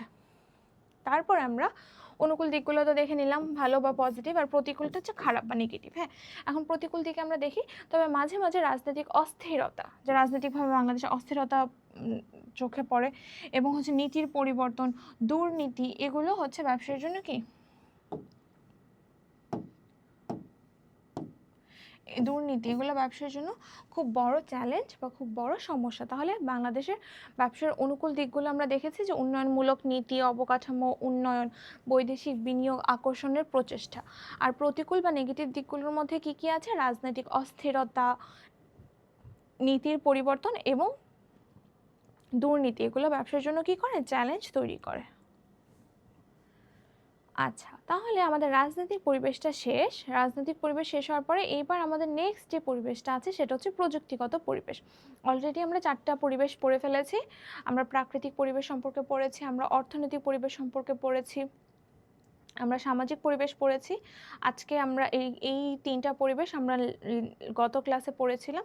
আজকের ক্লাসে আমরা এখন পর্যন্ত রাজনৈতিক পরিবেশটা পড়েছি। তারপর এখন আমরা প্রযুক্তিগত পরিবেশ পড়ব। প্রযুক্তিগত পরিবেশ শেষ হওয়ার পর আমরা আইনগত পরিবেশ পড়ব। এই হচ্ছে 6 ধরনের পরিবেশের সব কিছু আমাদের তাহলে শেষ হয়ে যাবে। আচ্ছা, তাহলে আমরা প্রযুক্তিগত পরিবেশ বা টেকনোলজিক্যাল এনভায়রনমেন্ট যেটা আছে সেটা আমরা এখন শুরু করি। আচ্ছা, আমরা যদি প্রথমে সংজ্ঞাটা দেখি তাহলে কি বলা হচ্ছে, দেখো যে প্রযুক্তিগত পরিবেশ বলতে একটি দেশের বিজ্ঞান, প্রযুক্তির উদ্ভাবন এবং প্রযুক্তির ব্যবহার সংক্রান্ত যা কিছু আছে এই উপাদানগুলোকে বোঝায়, যা ব্যবসার উৎপাদন, পরিচালনা এবং প্রতিযোগিতামূলক অবস্থানকে প্রভাবিত করে। ঠিক আছে, তাহলে আমরা যদি প্রযুক্তিগত পরিবেশে বলি যে একটা দেশে মানে বিজ্ঞানের কী ধরনের উন্নতি হচ্ছে, প্রযুক্তির কী খবর, উদ্ভাবন বা ইনোভেশনের কী ধরনের অবস্থা, প্রযুক্তিগুলো ঠিকঠাক করে ব্যবহার করা সম্ভব হচ্ছে কিনা, যে প্রযুক্তির ব্যবহার সংক্রান্ত উপাদানগুলোকে বোঝায়, যা ব্যবসার উৎপাদন, পরিচালনা এবং প্রতিযোগিতামূলক অবস্থানকে প্রভাবিত করে। যেগুলো কি ব্যবসার উৎপাদনের ক্ষেত্রে যত বেশি প্রযুক্তি ব্যবহার করা হবে তত উৎপাদন সহজ হবে, পরিচালনার ক্ষেত্রে যত বেশি আমরা হচ্ছে বিভিন্ন ধরনের প্রযুক্তি ইউজ করব তত বেশি কি ব্যবসার পরিচালনাটা ইজি হয়ে যায়, ম্যানেজমেন্টের যে কাজগুলো সেগুলো ইজি হয়ে যায়, এবং প্রতিযোগিতামূলক অবস্থানকে যত প্রযুক্তিতে দেশ টেকনোলজিক্যাল অ্যাডভান্সমেন্ট যত বেশি থাকে সেই দেশটা কম্পিটিশনে তত এগিয়ে যায়, তাদের যে কম্পিট করার যে পাওয়ার সেটা খুব বেড়ে যায়। তাহলে এই জন্য আমরা বলতে পারি যে প্রযুক্তিগত পরিবেশ কি করে, যে ব্যবসার উৎপাদন, পরিচালনা, প্রতিযোগিতামূলক অবস্থানকে প্রভাবিত করে। আচ্ছা, তারপর এখানে একটা উদাহরণ দেওয়া হচ্ছে। উদাহরণে কি বলা হচ্ছে, দেখো, নতুন প্রযুক্তি ব্যবহারের মাধ্যমে উৎপাদন খরচ কমানো তারপরে অনলাইন প্ল্যাটফর্মে ব্যবসার সম্প্রসারণ, যে কোনো একটা ব্যবসার আগে ধরে শুধু শোরুম ছিল, এখন শুধু শোরুম থাকার পরে তারপরে এই টেকনোলজিক্যাল অ্যাডভান্সমেন্টের কারণে বা প্রযুক্তিগত উন্নয়নের কারণে তাদের যে ফিজিক্যাল যে শোরুম ছিল সেই শোরুমের পাশাপাশি এখন অনলাইনেও তারা কি করছে, ব্যবসা পরিচালনা করছে, অনলাইনেও বিজনেস করছে। তাহলে কিন্তু তাদের যে কাস্টমার বেস কিন্তু বৃদ্ধি পাচ্ছে। আমরা যদি ধরে নিই যে কোনো একটা দেশ হচ্ছে ধানমন্ডিতে তাদের হচ্ছে মানে ব্যবসায় প্রতিষ্ঠানের শোরুম আছে, তখন কি তাদের শুধুমাত্র ধানমন্ডি এরিয়ার আশেপাশের যে মানুষরা তারাই হচ্ছে সেই শোরুমের কাস্টমার বেস। তাহলে আমরা ধরে নিই যে ধানমন্ডি এরিয়ার মানুষ, নিউ মার্কেট এরিয়ার মানুষ, তারপর ওদিক দিয়ে শাহবাগ ধরতে পারে, আজিমপুর ধরতে পারে, লালবাগ ধরতে পারে, এই এরিয়াগুলো মানুষই কি হায়েস্ট ধানমন্ডির শোরুমে যে তারা প্রোডাক্ট পারচেস করবে বা পণ্য ক্রয় করবে। কিন্তু এখন সেই ব্যবসা প্রতিষ্ঠানটাই যদি অনলাইনেও একটা মানে বিজনেস শুরু করে, অনলাইনে যদি তারা তাদের ব্যবসাটাকে শুরু করে, তখন কিন্তু তাদের কাস্টমার বেস অনেক বৃদ্ধি পাচ্ছে। কিভাবে অনেক বৃদ্ধি পাচ্ছে? এখন অনলাইনের মাধ্যমে দেখা যাবে সে সম্পূর্ণ ঢাকা শহরে কিংবা ঢাকার বাহিরে সারা বাংলাদেশের মানুষ কিন্তু এখন তার কাস্টমার বেস হয়ে গেছে।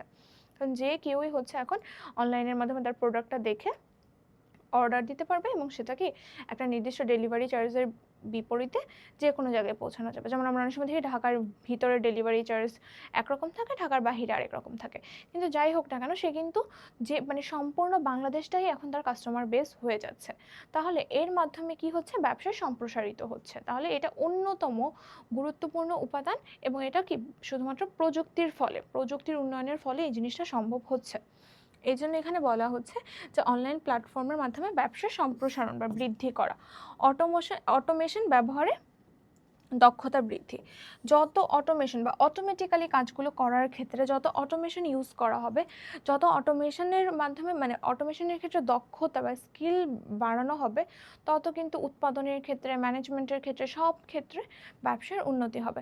কোনো একটা ব্যবসা যদি তাদের পণ্য উৎপাদনের ক্ষেত্রে অটোমেশন বা বিভিন্ন ধরনের টেকনোলজি মেশিন ইউজ করে, বিভিন্ন ধরনের এই যন্ত্রপাতি বা মেশিন ব্যবহার করার ফলে, উন্নত টেকনোলজি ব্যবহার করার ফলে দেখা যাবে খুব দ্রুত কাজ করা সম্ভব, উৎপাদন কি আরও ইজি হয়ে যাবে এবং দ্রুততার সাথে কম সময়ে অনেক বেশি পণ্য উৎপাদন করা সম্ভব হবে। তাহলে এরকম যদি হয় তাহলে কি এটা ব্যবসার জন্য খুবই ভালো বা খুবই পজিটিভ ইম্প্যাক্ট ফেলবে। এই জিনিসটা এখানে বলা হচ্ছে উদাহরণের মাধ্যমে।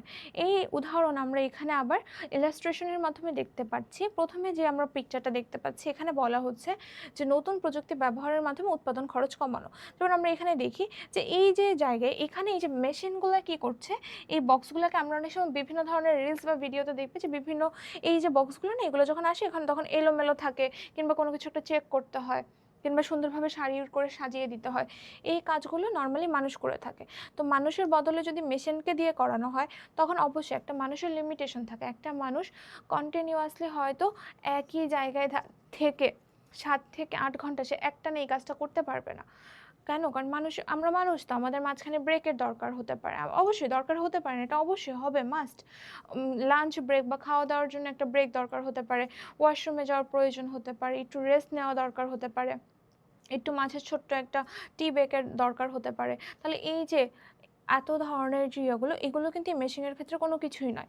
তখন তারা হচ্ছে কি একটা মেশিনকে সেট করে দিলে সে সেমভাবে 8 ঘন্টা কেন 12 ঘন্টা, 14 ঘন্টা, 24 ঘন্টা সে একটানা কাজ করতে পারবে। এবং তার ক্ষেত্রে একটা মানুষের ক্ষেত্রে স্যালারির যে ব্যাপারটা থাকে, মেশিনের ক্ষেত্রে শুধুমাত্র এই মেশিনটা যে চলছে তখন এটার যে ইলেকট্রিসিটি কস্ট বলি, ফুয়েল কস্ট বলি, মেশিনটা ক্রয় করার যে কস্ট বলি, এইগুলো হচ্ছে কস্ট। এছাড়া কিন্তু তাকে নির্দিষ্ট স্যালারি দিতে হচ্ছে না কিংবা খুব স্পিডে কর্মগুলো হয়ে যাচ্ছে। এই জন্য বলা হচ্ছে যে নতুন প্রযুক্তি ব্যবহারের মাধ্যমে কি করা যায়, উৎপাদন খরচ কমানো যায়। এবং মেশিনের যে ক্রয়ের যে খরচগুলো, এগুলোই মেনলি সবচেয়ে অধিক টাকার বা মোটা অঙ্কের খরচ থাকে। কিন্তু এই খরচটা যখন অনেকগুলো বছরের মধ্যে ডিভাইড করা হয়, যেই কয় বছর সেই মেশিনটা ব্যবহার করা হবে, সেই কয় বছরের মধ্যে যদি ডিভাইড করা হয়, তখন কিন্তু আলটিমেটলি কী হয়, খরচটা কমে আসে। এবং আমরা যদি আলটিমেটলি চিন্তা করি, কারণ একটা মেশিন আমি ধরে নিই যে একটা মেশিন আমি 10 লক্ষ টাকা দিয়ে কিনে নিয়ে আসলাম, তো 10 লক্ষ টাকা দিয়ে মেশিন কিনে নিয়ে আসলে তখন আমার কাছে সাধারণত মনে হতে পারে যে আমি যদি এখানে শ্রমিক রাখতাম তাহলে আমি তাকে মান্থলি হয়তো 15,000 টাকা দিতাম, সে হচ্ছে কাজ করতো। তাহলে এখানে আমার 4টা মেশিনের জায়গায় 4টা মেশিন আছে, এখানে 4টা মেশিনের জায়গায় যদি আমি 4 জন ব্যক্তি রাখতাম তাহলে তাদেরকে আমি মান্থলি 15,000 টাকা দিই। তাহলে মান্থলি 15,000 টাকা একজনকে দিলে 4 জনকে আমি 60,000 টাকা দিব। আর সেই জায়গায় 10 লক্ষ টাকা করে হলে 4টা মেশিন কিন্তু আমার 40 লক্ষ টাকা লাগবে। এটা হচ্ছে আমি শর্ট টার্মে যদি চিন্তা করে দেখি, কিন্তু এটাই যদি আমি লং টার্মে চিন্তা করে দেখি যে 40 লক্ষ টাকা লাগলেও এই 40 লক্ষ টাকার যে আমার ইনভেস্টমেন্ট, এটা আমি 20 বছর ধরে হয়তো আমি মেশিনগুলো ইউজ করতে পারবো, কিংবা অ্যাটলিস্ট 10 বছর ধরে আমি মেশিনগুলো ইউজ করতে পারবো। এবং মানুষ যতটুকু না উৎপাদন করতে পারবে, মানুষ যতটুকু না কাজ করতে পারবে, তার থেকে মেশিন হয়তো দ্বিগুণ কাজ করলে একটা মানুষ হয়তো 8 ঘন্টা কাজ করবে, তার বেশি তো কাজ করবে না। কিন্তু মেশিন হয়তো আমরা 12 ঘন্টা, 14 ঘন্টা, 16 ঘন্টা করে দৈনন্দিন চালাতে পারছি। এরকম যদি হয়ে থাকে তখন কিন্তু উৎপাদন অনেক বৃদ্ধি পেয়ে যায়, এবং লং টার্মে চিন্তা করে দেখলে উৎপাদনের যে খরচ সেটাও কিন্তু কমে যায়। তো এই জন্য হচ্ছে যে টেকনোলজি যেগুলো, এগুলো হচ্ছে উৎপাদন খরচ আলটিমেটলি হ্রাস করে বা কমায়। তারপরের ছবি যদি আমরা দেখি যে এখানে অনলাইন প্ল্যাটফর্মের মাধ্যমে ব্যবসা সম্প্রসারণ করা হচ্ছে। যেমন আমরা যদি আমরা যদি ভিশন প্লাসের কথা চিন্তা করে দেখি, তখন ভিশন প্লাসে যদি তারা শুধু ফিজিক্যাল হচ্ছে কোচিং রাখতো, তখন সেই এরিয়াতে হয়তো তারা যদি এমন হতো যে ফিজিক্যাল রাখলে একটা ক্লাসে যদি 30 জন 40 জনকে পড়ানো হয়, আমরা ধরে নিই যে কোনো একটা ফিজিক্যাল জায়গায় 200 জন স্টুডেন্ট হয়তো পড়তে পারতো, কিন্তু সেই জায়গায় অনলাইনে হলে 2000 স্টুডেন্ট রিচ করা কোনো ব্যাপারই না। তাহলে এরকমভাবে খুব ইজিলি ব্যবসা সম্প্রসারণ করা সম্ভব। তারপরে 3 নম্বর যে চিত্রটা আমরা দেখতে পাচ্ছি, এখানে অটোমেশন দেখানো হচ্ছে, যে এখানে রোবটের মাধ্যমে কাজ করে নেওয়া হচ্ছে, অটোমেটিক্যালি কোনো ধরনের কাজ করে নেওয়া হচ্ছে। এটার ফলে কি অবশ্যই ব্যবসার ক্ষেত্রে অনেক সুবিধা হবে, এবং ব্যবসা প্রতিযোগিতাকে এগিয়ে থাকবে, কারণ সব কোম্পানি বা সব ব্যবসা এখনও হয়তো রোবটের মাধ্যমে কাজ করানো শুরু করতে পারেনি, বা যারা শুরু করতে পেরেছে তারা অবশ্যই ব্যবসার ক্ষেত্রে কি এগিয়ে আছে বা ভালো পজিশনে আছে। ওকে, তাহলে এই জিনিসগুলো এখানে বলা হচ্ছে প্রযুক্তিগত পরিবেশের মধ্যে। ওকে, দেন আমাদের যে জিনিসটা আছে সেটা হচ্ছে আমাদের প্রযুক্তিগত পরিবেশের উপাদানসমূহ। প্রযুক্তিগত পরিবেশের উপাদানসমূহ যদি আমরা দেখি, প্রথম যেটা আছে যে বিজ্ঞান ও কারিগরিক শিক্ষা, তারপরে 2 হচ্ছে বিজ্ঞান ও প্রযুক্তির ব্যবহার, 3 হচ্ছে উন্নত প্রযুক্তি ব্যবহারকারী প্রতিষ্ঠানসমূহ, 4 হচ্ছে প্রযুক্তি আমদানির সুযোগ। তার মানে প্রযুক্তি রিলেটেড যা কিছু আছে এই সব কিছু প্রযুক্তি পরিবেশের মধ্যে আসবে। আমরা যদি একটু ইলাস্ট্রেশনের দিকে নজর দিয়ে দেখি যে বিজ্ঞান ও কারিগরিক শিক্ষাতে আমরা পড়ালেখা, যে দেশকে শিখানোর ক্ষেত্রে, ঠিক আছে, যে দেশের শিক্ষা ব্যবস্থার মাধ্যমে একটা মানব সম্পদ বা স্কিলড কোনো স্কিলড ম্যান পাওয়ার বা মানুষ গড়ে তোলা, মানুষকে সম্পদ হিসেবে গড়ে তোলার যে কাজটা, এটা কিন্তু কি করা হচ্ছে, এই যে বিজ্ঞান এবং কারিগরি শিক্ষার মাধ্যমে করা হচ্ছে। তারপর হচ্ছে বিজ্ঞান ও প্রযুক্তির ব্যবহার আমরা দেখতে পাচ্ছি, এই যে তারা যে শিখছে, পড়ালেখা করছে, দেন তারা ইমপ্লিমেন্ট করার ফলে বিজ্ঞান ও প্রযুক্তির ক্ষেত্রে বিভিন্ন ধরনের উন্নয়ন আমরা দেখতে পাচ্ছি, বিভিন্ন ধরনের প্রচেষ্টা দেখতে পাচ্ছি যে কিভাবে ভালো করা সম্ভব, এই জিনিসগুলো দেখা যাচ্ছে। তাহলে বিজ্ঞান ও প্রযুক্তির ব্যবহার করা। তারপর হচ্ছে উন্নত প্রযুক্তি ব্যবহারকারী প্রতিষ্ঠানসমূহ সবসময় এগিয়ে থাকে। যে প্রতিষ্ঠান যত দ্রুত পারবে যে উন্নত কোনো একটা প্রযুক্তি নিয়ে আসতে, উন্নত প্রযুক্তি নিজের ব্যবসার মধ্যে নিয়ে এসে সেটা ব্যবহার করতে পারবে, সেই প্রতিষ্ঠানটা তত দ্রুত ভালো করবে, কারণ তার সে কম্পিটিটিভভাবে এগিয়ে থাকবে। যদি আমরা কম্পেয়ার করি যে প্রতিষ্ঠানে এখনও প্রযুক্তির ব্যবহার শুরু হয়নি ভার্সেস যে প্রতিষ্ঠানে প্রযুক্তির ব্যবহার শুরু হয়ে গেছে, তাহলে অবশ্যই যে প্রতিষ্ঠান প্রযুক্তির ব্যবহারের মাধ্যমে যে কাজকর্ম করে, উৎপাদন করে, সে অবশ্যই খুব অ্যাডভান্টেজ থাকবে তার একটা, এবং কম্পিটিশনে খুব এগিয়ে থাকবে। এই জন্য এই জিনিসটা আছে। তারপর হচ্ছে প্রযুক্তি আমদানির সুযোগ, যে হ্যাঁ প্রযুক্তি এখনকার যুগে সব কিছু গ্লোবাল ভিলেজ, ঠিক আছে, গ্লোবাল ভিলেজ হওয়ার কারণে আমরা বাংলাদেশে থেকেও আমরা যে কোনো দেশ থেকে প্রযুক্তি আমদানি করে বা ইম্পোর্ট করে বা ক্রয় করে নিয়ে আসতে পারি। ফলে দেখা যায় কি আমি বাংলাদেশে অবস্থান করে টাকার মাধ্যমে প্রযুক্তি ক্রয় করে বাহিরের যে কোনো কিছু একটা ইনোভেশন, যে কোনো ধরনের একটা প্রযুক্তি আমি বাংলাদেশে সেটা ব্যবহার করতে পারবো, আমি বাংলাদেশে সেটাকে কি করতে পারবো, কাজে লাগাতে পারবো। সেই জিনিসটা এখানে বলা হচ্ছে, আমরা ডিটেলসে সব পড়বো, এখানে আমরা জাস্ট একটু হালকা করে দেখে নিলাম। এই যে এখন আমরা এই জিনিসগুলোকে একটু ডিটেলসে পড়বো, উদাহরণের মাধ্যমে দেখব। প্রথমে যেটা আছে সেটা হচ্ছে বিজ্ঞান ও কারিগরি শিক্ষা। তাহলে বিজ্ঞান ও কারিগরি শিক্ষাতে কি বলা হচ্ছে, দেখো দেশের শিক্ষা ব্যবস্থা কতটা বিজ্ঞান ও প্রযুক্তি নির্ভর এবং দক্ষ মানব সম্পদ তৈরিতে সক্ষম। যে একটা দেশের শিক্ষা ব্যবস্থা কতটা বিজ্ঞান ও প্রযুক্তি নির্ভর, যে বিজ্ঞান এবং প্রযুক্তিতে কতটা ভালো, বা কতটা বিজ্ঞান প্রযুক্তির মাধ্যমে ভালোভাবে শিক্ষার্থীদেরকে শেখানো হয়, বা কতটা বিজ্ঞান ও প্রযুক্তি ব্যবহার করা হয় শিক্ষা দেওয়ার ক্ষেত্রে, এবং কতটা দক্ষ মানব সম্পদ তৈরি করতে সক্ষম, সেটাই হচ্ছে বিজ্ঞান ও কারিগরি শিক্ষার আন্ডারে যায়। যে দক্ষ মানব সম্পদ তৈরি করার ক্ষেত্রে কোনো একটা প্রতিষ্ঠান যদি মানে হচ্ছে শিক্ষার্থীদেরকে ভালোভাবে কোনো একটা স্কিল শিখায়, ভালোভাবে কোনো কিছু একটা যদি শিক্ষা দিতে পারে, প্র্যাকটিক্যাল নলেজের মাধ্যমে যদি শিক্ষা দিতে পারে, তাহলে কিন্তু দক্ষ মানব সম্পদ তৈরি করা সম্ভব। এই জন্য এই জিনিসটা বলা হচ্ছে, এটার উদাহরণ দেওয়া হচ্ছে যে আইটি, ইঞ্জিনিয়ারিং এবং কারিগরি শিক্ষার উন্নয়ন ব্যবসায়ের জন্য দক্ষ কর্মী সরবরাহ করে। যত হচ্ছে আইটিতে মানুষ বেশি পড়বে, ইঞ্জিনিয়ারিং, তারপর হচ্ছে কারিগরি শিক্ষা, এগুলোতে যত উন্নয়ন করা হবে, এগুলো শিক্ষার ব্যবস্থা যত ভালো হবে, তত কিন্তু দক্ষ কর্মী সরবরাহ করা হবে। মানে তত একটা দেশ দক্ষ কর্মী পাবে, তত একটা দেশের মানুষরা, সাধারণ মানুষরা, তাদের যদি দক্ষতা বা স্কিল থাকে, তারা মানুষ থেকে মানব সম্পদে পরিণত হবে। এই জিনিসটা এখানে বলা হচ্ছে। তারপরে 2 নম্বরে আমরা দেখতে পাচ্ছি যে বিজ্ঞান ও প্রযুক্তির ব্যবহার। ব্যবসায় আধুনিক প্রযুক্তির ব্যবহার কতটা বিস্তৃত, যে কোনো একটা দেশে কতটা বেশি ব্যবসায় আধুনিক প্রযুক্তি কত বেশি ব্যবহার করা হচ্ছে, এটার বিস্তৃততা কতটুকু, মানে কত ওয়াইডলি জিনিসটা ইউজ করা হচ্ছে। উদাহরণ দেওয়া হচ্ছে অটোমেশন, সফটওয়্যার, দেন ই কমার্স প্ল্যাটফর্ম, এগুলোর ব্যবহার কোন দেশে কীরকম। যে দেশে এগুলোর ব্যবহার যত বেশি, সেই দেশ কি তত বেশি বিজ্ঞান ও প্রযুক্তি ব্যবহার করে এবং সেই দেশ তত দ্রুত মানে উন্নয়ন করতে পারবে।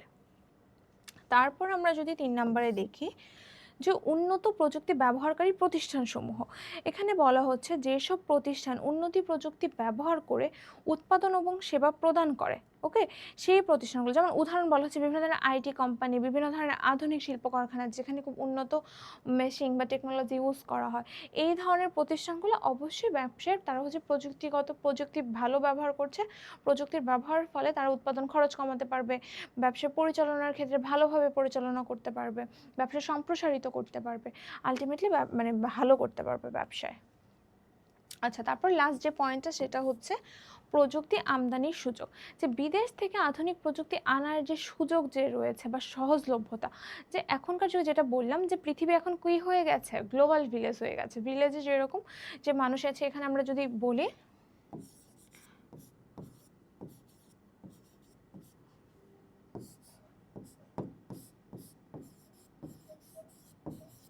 গ্লোবাল ভিলেজ, কেন গ্লোবাল ভিলেজ বলা হচ্ছে, কারণ হচ্ছে যে গ্রামে যেরকম যে একটা নির্দিষ্ট এরিয়া এবং সেই নির্দিষ্ট এরিয়াতে সবাই সবাইকে চিনে, সবাই সবার সাথে কথা বলছে, মানে সবার মানে কারো একজনের দরকার হলে আরেকজন হেল্প করছে।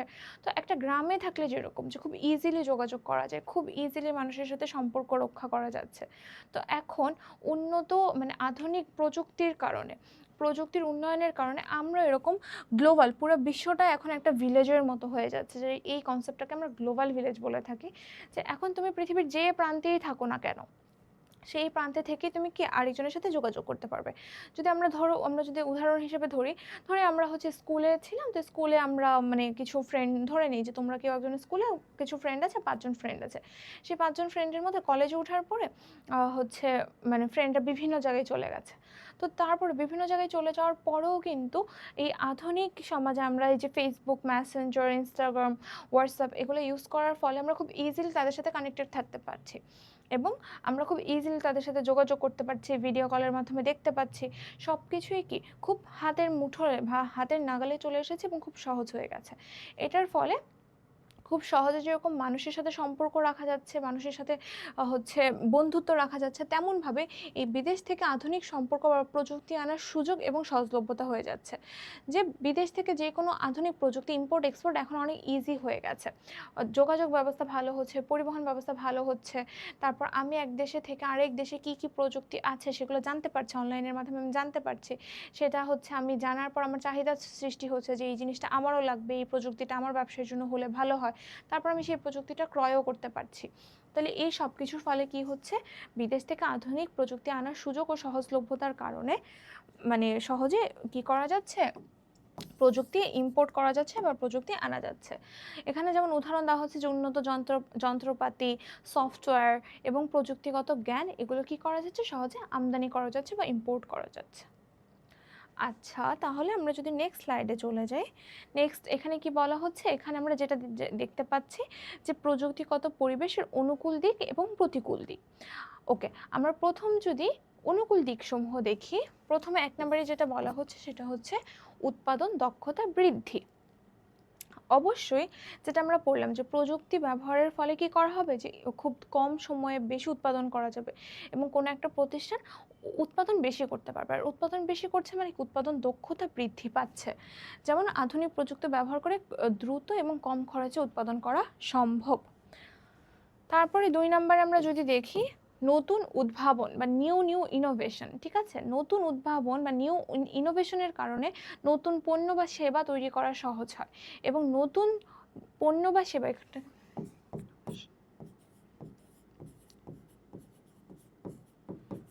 উদ্ভাবন বা ইনোভেশনের কারণে যেটা হচ্ছে সেটা হচ্ছে কি যে নতুন পণ্য বা সেবা তৈরি করা সহজ হচ্ছে, যার ফলে কি যে ব্যবসাগুলো যে ধরনের প্রোডাক্ট আগে এক্সিস্টও করতো না সেই ধরনের প্রোডাক্টগুলো এখন এক্সিস্ট করছে, ফলে সেগুলো নিয়ে ব্যবসায় নতুন নতুন ক্ষেত্র তৈরি হচ্ছে, নতুন নতুন ধরনের বিজনেস কি হচ্ছে দেখা যাচ্ছে। যেমন আগে যখন প্রযুক্তি ছিল না, অনলাইনের জিনিসই ছিল না, তখন তো অনলাইনে আমরা ধরি ফুড পান্ডার কথা চিন্তা করে দেখি, এই জিনিসটার কথা চিন্তাও করা যেত না। মানে যদি প্রযুক্তিই না থাকে তাহলে মানুষ কিভাবে ফুড পান্ডা থেকে খাবার অর্ডার করবে। এখন প্রযুক্তির আসার কারণেই তো অনলাইনে যে ডেলিভারির ব্যাপারগুলো আসছে, দেন হচ্ছে ফুড পান্ডা আসছে, উবার, এসব হচ্ছে প্রযুক্তির আসার ফলে, প্রযুক্তির উন্নয়নের ফলে এই ধরনের পণ্য বা সেবাগুলো এসেছে। তারপরে হচ্ছে 3 নাম্বার হচ্ছে বাজার সম্প্রসারণ, যেটা যে আমরা অনলাইন বিজনেসের যে উদাহরণটা পড়েছিলাম, যে অনলাইন প্ল্যাটফর্মের মাধ্যমে দেশীয় ও আন্তর্জাতিক বাজারে প্রবেশ সম্ভব হচ্ছে। এই যে আন্তর্জাতিক বাজারে পর্যন্ত প্রবেশ সম্ভব হচ্ছে, যে আধুনিক প্রযুক্তির কারণে, প্রযুক্তির ব্যবহারের ফলে নিজের দেশের গণ্ডি পেরিয়ে বাইরে বা বিদেশেও কি পণ্য ক্রয় বিক্রয় করা যাচ্ছে, যেটাকে আমরা কি বলে থাকি ইম্পোর্ট এক্সপোর্ট বলে থাকি। তারপরে 4 নম্বরে যেটা আছে সেটা কি, সেটা হচ্ছে প্রতিযোগিতামূলক সুবিধা, যে উন্নত প্রযুক্তি ব্যবহারকারী প্রতিষ্ঠানগুলো বাজারে কি হয়, বাজারে এগিয়ে থাকে বা তারা বাজারে কি প্রতিযোগিতার ক্ষেত্রে অনেক ভালো করে। এটা আমরা অলরেডি আসলে এই জিনিসগুলো আমরা দেখে এসেছি। আচ্ছা, এবার এখানেও আসলে অনুকূল দিক আছে, বাট এখানে অনুকূল দিক হবে না, এখানেও প্রতিকূল দিক হবে।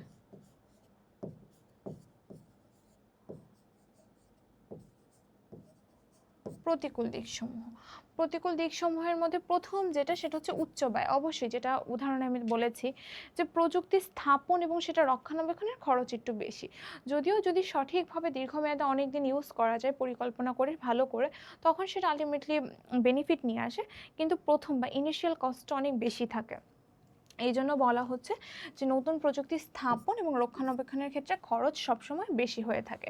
দেন দক্ষতার অভাব, যে আমার কাছে খুব ভালো টেকনোলজি আছে, আমার কাছে খুব ভালো মেশিন আছে, ভালো মেশিন থাকার পরে আমার কাছে সেই মেশিনগুলো ইউজ করার মতো মানুষ নেই, সেই মেশিনগুলো যে ইউজ করে যে কাজগুলো করাবে, সেই মেশিন ইউজ করতে পারে এরকম দক্ষ জনশক্তি নেই, তখন কিন্তু আমার মেশিন পড়ে থেকে থেকে নষ্ট হয়ে যাবে বা অচল হয়ে যাবে, এরকম কিন্তু হতে দেওয়া যাবে না।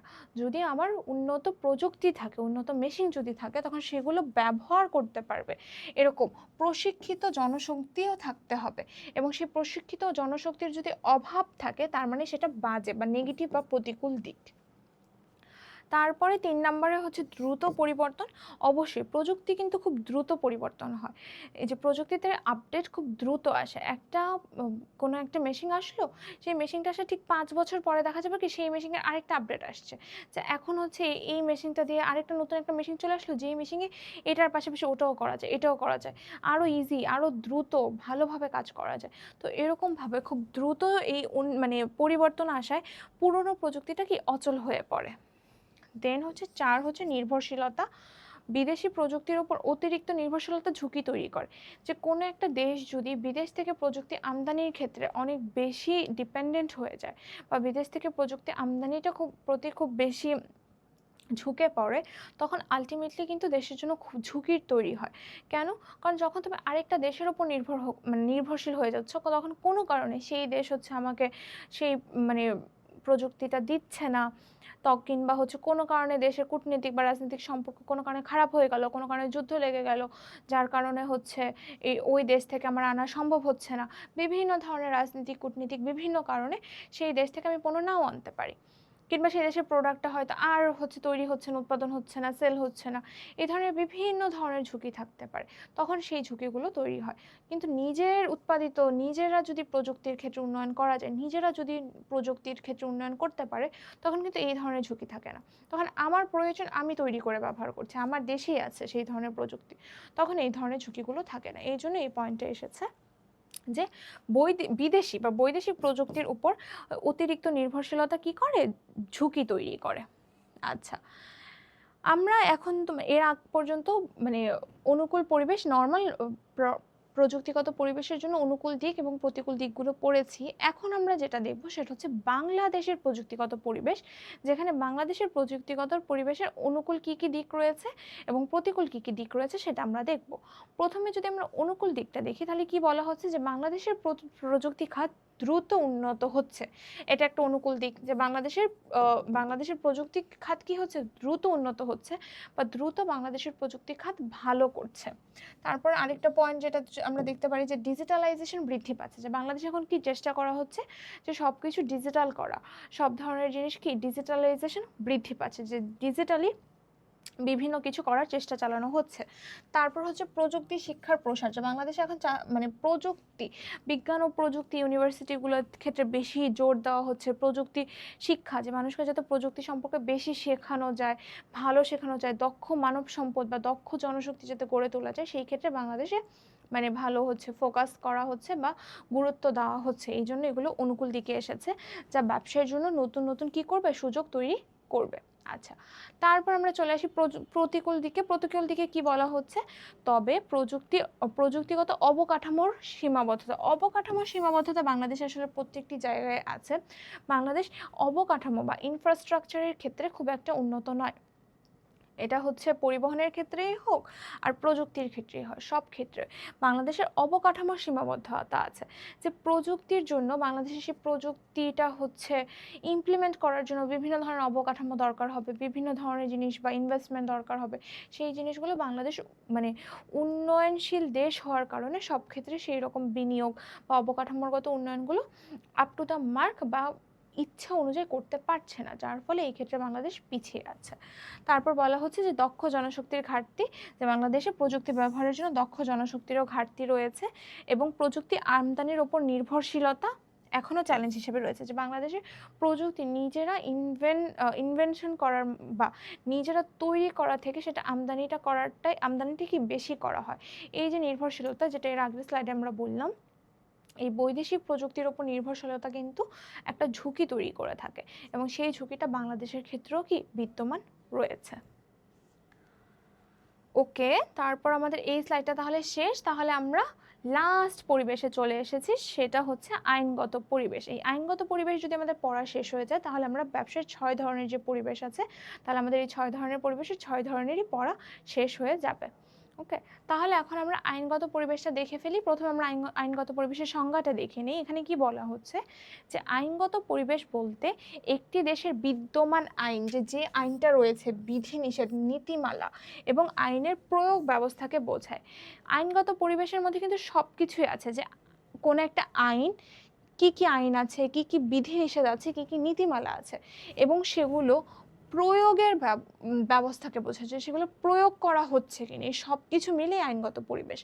এই আইনগত পরিবেশ অবশ্যই ব্যবসায়িক কার্যক্রম, সিদ্ধান্ত পরিচালনার ক্ষেত্রে কি করে, সরাসরি প্রভাব ফেলে বা সরাসরি এফেক্ট করে।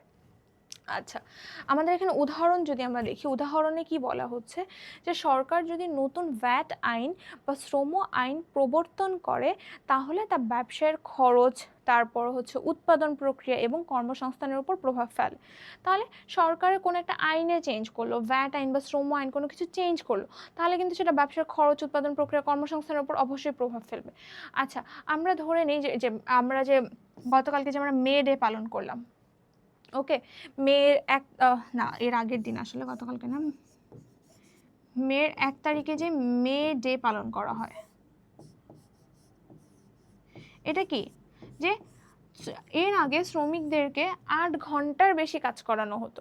তো 8 ঘন্টার বেশি কাজ করানোর যাতে না করানো হয়, সেই জন্য কিন্তু একটা আইন এসে কিন্তু এই মে ডেটা আসে, যে আইন করা হয়, নতুন শ্রম আইন করা হয়, যে 8 ঘন্টার বেশি দৈনিক 8 ঘন্টার বেশি কোনো শ্রমিককে দিয়ে কাজ করানো যাবে না। তাহলে যখন এই আইনটা এসেছিল, এই আইনটার প্রবর্তনের ফলে কিন্তু ব্যবসার খরচ বেড়ে গিয়েছিল। কারণ আগে যদি কাউকে 10 ঘন্টা কাজ করিয়ে 10,000 টাকা দিতে হতো, মানে দিত কোনো ব্যবসা প্রতিষ্ঠান, তাহলে এখন সে 8 ঘন্টা কাজ করবে বাট তার বেতন 10,000ই থাকবে। তাহলে কিন্তু তার ব্যবসার খরচ বেড়ে যাচ্ছে। উৎপাদন প্রক্রিয়া 10 ঘন্টা কাজ করলে যতটুকু উৎপাদন করতে পারতো, যেভাবে উৎপাদন করতে পারতো, 8 ঘন্টায় কাজ করলে উৎপাদন প্রক্রিয়া কমে যাবে। কর্মসংস্থানের ক্ষেত্রে 8 ঘন্টা কাজ করলে আরেকজনকে হয়তো বেশি কাজ করাতে হবে। কারণ কি, আমার তো মানে কাজ হতে হবে বাট কাজের ঘন্টা কমে যাচ্ছে, তাহলে অবশ্যই কি আমার আরেকজন কর্মী লাগতে পারে। তো এগুলো জাস্ট উদাহরণ আর কি, উদাহরণ দিচ্ছি। কিন্তু এরকমভাবে কোনো ধরনের যদি ভ্যাট আইন বা শ্রম আইন কোনো কিছু যদি চেঞ্জ হয়, সেটা কিন্তু আলটিমেটলি ব্যবসাকে এফেক্ট করে। ব্যবসাকে ভালোভাবে হোক আর খারাপভাবে হোক, অবশ্যই ব্যবসাকে এফেক্ট করে, ব্যবসা এফেক্টেড হয়। আচ্ছা, এখানে দেখো একটা ইলাস্ট্রেশনে বলা হচ্ছে আইনগত পরিবেশের যে সংখ্যা প্রভাব রয়েছে। যেমন এখানে আসলে দেখানো হচ্ছে যে এই যে ভ্যাট, শ্রম আইন এবং ব্যবসা, যে মানে শ্রম আইন কি বলছে এবং এটার ফলে ব্যবসায় কি হচ্ছে, যে এটাকে একটা দাড়ি পাল্লায় মাপা হচ্ছে যে আইন চেঞ্জের কারণে ব্যবসার কি অবস্থা হচ্ছে, ব্যবসার কি ভালো হচ্ছে খারাপ হচ্ছে কি হচ্ছে এই জিনিসটা। ওকে, আচ্ছা, তাহলে এই যে নতুন ভ্যাট আইনের কারণে ব্যবসা প্রতিষ্ঠানগুলো এই যে সে একদম ক্যালকুলেটর নিয়ে হিসাব করছে যে নতুন ভ্যাট আইন এসেছে, নতুন মানে ভ্যাট যদি ধরে 5% থেকে 7.5% ধরে করা হয়েছে, তার মানে কি ভ্যাট 2.5% বেড়ে গেল। তাহলে ভ্যাট 2.5% বেড়ে যাওয়ার ক্ষেত্রে কিন্তু পণ্যের প্রোডাক্টের কস্টিং চেঞ্জ হয়ে গেছে, এই সব কিছু বিভিন্ন কিছু আছে। তারপর আবার হচ্ছে শ্রম আইন করা হলো, যে কোনো ধরনের একটা আইন করা হলো, সেটার কারণে নতুন কর্মসংস্থানের সুযোগও সৃষ্টি হতে পারে। এই সব কিছু মিলে আসলে এখানে বলা হয়েছে। আচ্ছা, আমরা নেক্সট স্লাইডে চলে যাই। নেক্সট স্লাইডে আইনগত পরিবেশের উপাদানসমূহ দেওয়া আছে। আইনগত পরিবেশের আসলে যত ধরনের উপাদান আছে সব শুধু আইন, বিধি, নীতিমালা এগুলো রিলেটেড, যে সব হচ্ছে আইন নিয়ে যত ধরনের জিনিস আছে, যা কিছু আছে সব কিছুই আইনগত পরিবেশে আসবে।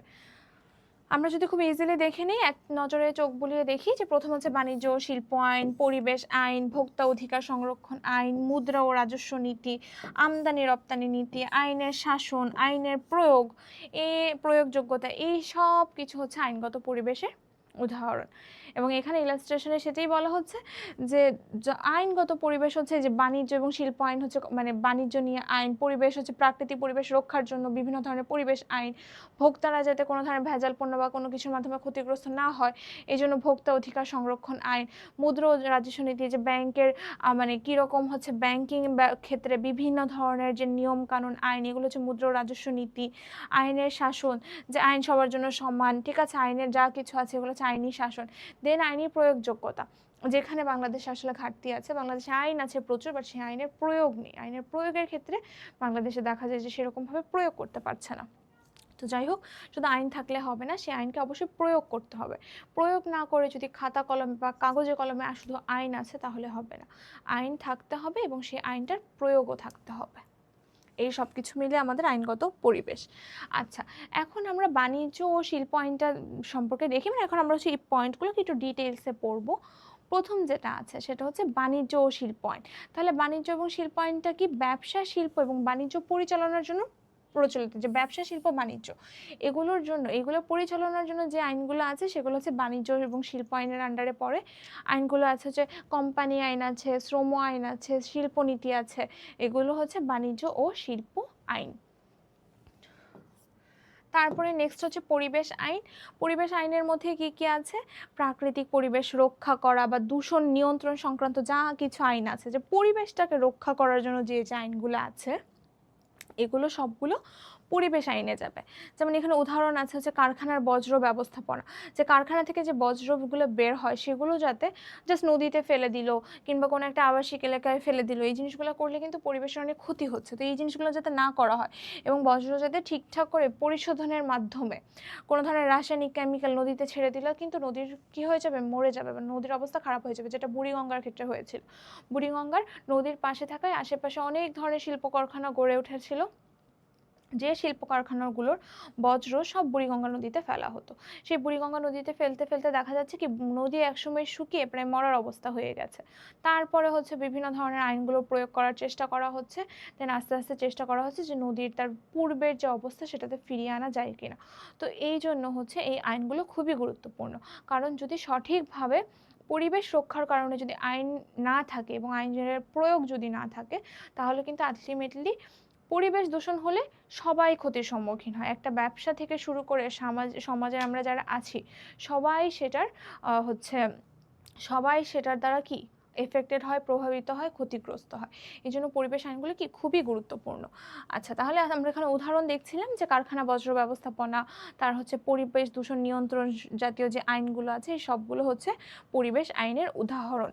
তারপরে 3 নম্বর আমরা দেখতে পাচ্ছি ভোক্তা অধিকার সংরক্ষণ আইন, যে ভোক্তাদেরকে যাতে ঠকানো না হয়, তাদেরকে যাতে প্রতারণা তাদের সাথে না করা হয়, এই জন্য যে সকল আইন আছে, যেমন এখানে বলা হচ্ছে ভোক্তাদের অধিকার রক্ষা এবং এই যে অধিকার রক্ষা এবং প্রতারণা প্রতিরোধের জন্য যে যে প্রণীত আইনগুলো আছে সেগুলো, যেমন উদাহরণ দেওয়া হচ্ছে ভেজাল পণ্য বিক্রয় নিষিদ্ধকরণ। আচ্ছা, তারপরে নেক্সট যেটা আমরা 4 নম্বরে দেখতে পাচ্ছি মুদ্রা ও রাজস্ব নীতি। এখানে দেশের অর্থনৈতিক নিয়ন্ত্রণ ব্যবস্থা, যেমন কর নীতি বা ট্যাক্স এরিয়া, ব্যাংকের ক্ষেত্রে সুদের হার, এখানে উদাহরণ দেওয়া হচ্ছে ভ্যাট, আয়কর, শুল্ক, এই যা কিছু আছে এগুলো মুদ্রা ও রাজস্ব নীতিতে যাবে। তারপরে 5 নম্বরে আছে আমদানি ও রপ্তানি নীতি।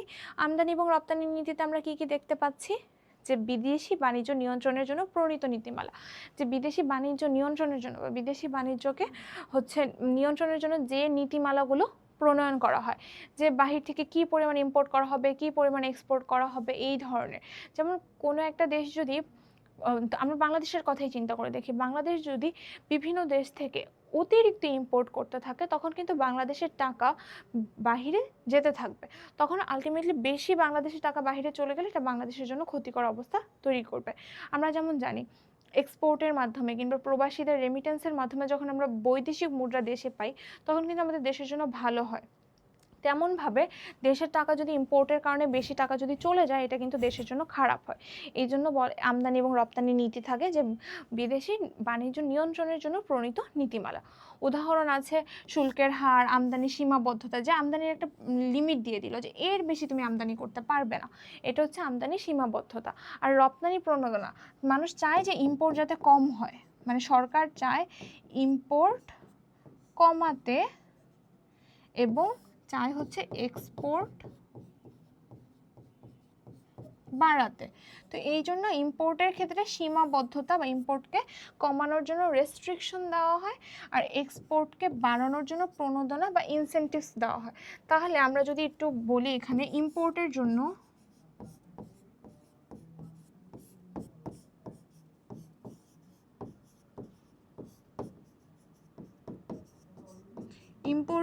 রেস্ট্রিকশন অ্যান্ড এক্সপোর্টের জন্য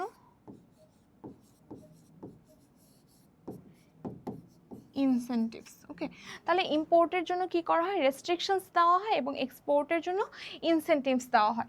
রেস্ট্রিকশনসের ক্ষেত্রে সীমাবদ্ধতা এবং ইনসেন্টিভস মানে প্রণোদনা। ওকে, এই জিনিসগুলো আমরা মাথায় রাখবো। দেন আইনের শাসন, যে আইন থাকলেই তো হবে না, সেই আইনটা সবার জন্য সমানভাবে প্রযোজ্য হতে হবে এবং কার্যকর হতে হবে। এটাই বলা হচ্ছে যে দেশের আইন সবার জন্য সমানভাবে প্রযোজ্য এবং কার্যকর হওয়া এখানে পড়বে, যে একটি ব্যবসায়ের জন্য স্বচ্ছতা ও নিরাপত্তা নিশ্চিত করে। যখন কোনো আইন দেশের সবার জন্য সমানভাবে প্রযোজ্য হয়, সবার জন্য সমানভাবে কার্যকর করা হয়, তখন কিন্তু এটা ব্যবসায়ের জন্য ভালো, এটা ব্যবসায়ের জন্য স্বচ্ছতা বা ট্রান্সপারেন্সি এবং নিরাপত্তা বা সেফটি নিশ্চিত করে। যখন ট্রান্সপারেন্সি থাকে, সেফটি থাকে, তখন ব্যবসায়ের জন্য কি অনুকূল পরিবেশ বা এটা ব্যবসায়ের জন্য ভালো। ওকে, তারপর লাস্ট বাট নট লিস্ট, এটা খুবই ইম্পর্ট্যান্ট একটা পয়েন্ট, সেটা আইনের প্রয়োগযোগ্যতা। যে শুধু আইন থাকলে হবে না, আইনের প্রয়োগযোগ্যতা থাকতে হবে বা আইনটাকে আসলে ইমপ্লিমেন্ট করতে হবে, যে আইন কতটা কার্যকরভাবে বাস্তবায়ন করা হচ্ছে সেটা এখানে দেখা হয়। যে আইন থাকলেই যথেষ্ট নয়, সঠিক প্রয়োগ অত্যন্ত গুরুত্বপূর্ণ। যে শুধু আইন আছে তাহলেই হবে না, আইনটাকে কি করতে হবে, সঠিকভাবে আইনটাকে প্রয়োগ করতে হবে, সঠিকভাবে আইনটাকে ইমপ্লিমেন্ট করতে হবে বা প্রয়োগ করতে হবে, তখনই হবে। এই জন্য আইনের প্রয়োগযোগ্যতা কি খুবই গুরুত্বপূর্ণ। ওকে, এরপর আমরা যেটা দেখব সেটা আইনগত পরিবেশের অনুকূল এবং প্রতিকূল দিকসমূহ, যেরকম আমরা বাকি ব্যবসায় পরিবেশগুলোর জন্য দেখে এসেছি যে কোন পরিবেশের জন্য অনুকূল দিকগুলো কি কি এবং প্রতিকূল দিকগুলো কি কি। তেমনভাবে এখন আমরা প্রযুক্তিগত পরিবেশের জন্য অনুকূল দিকগুলো দেখে নিব। তাহলে অনুকূল দিকের প্রথম যেটা, সেটা হচ্ছে স্পষ্ট আইন ও নীতিমালা। যে আইনগুলো খুব সুন্দরভাবে স্পষ্ট ভাষায় লেখা আছে, যেখানে কোনো লুপ হোল নেই। ওকে, লুপ হোল থাকা মানে কি, যে একটা আইনের কথা আছে, বাট সেই কথা উকিলরা যেটা করে আইনের বিভিন্ন ধরনের লুপ হোল খুঁজে খুঁজে হচ্ছে অনেক সময় চেষ্টা করে যে তার কোনো একটা ক্লায়েন্টকে বাঁচিয়ে দিতে, রক্ষা করে দিতে।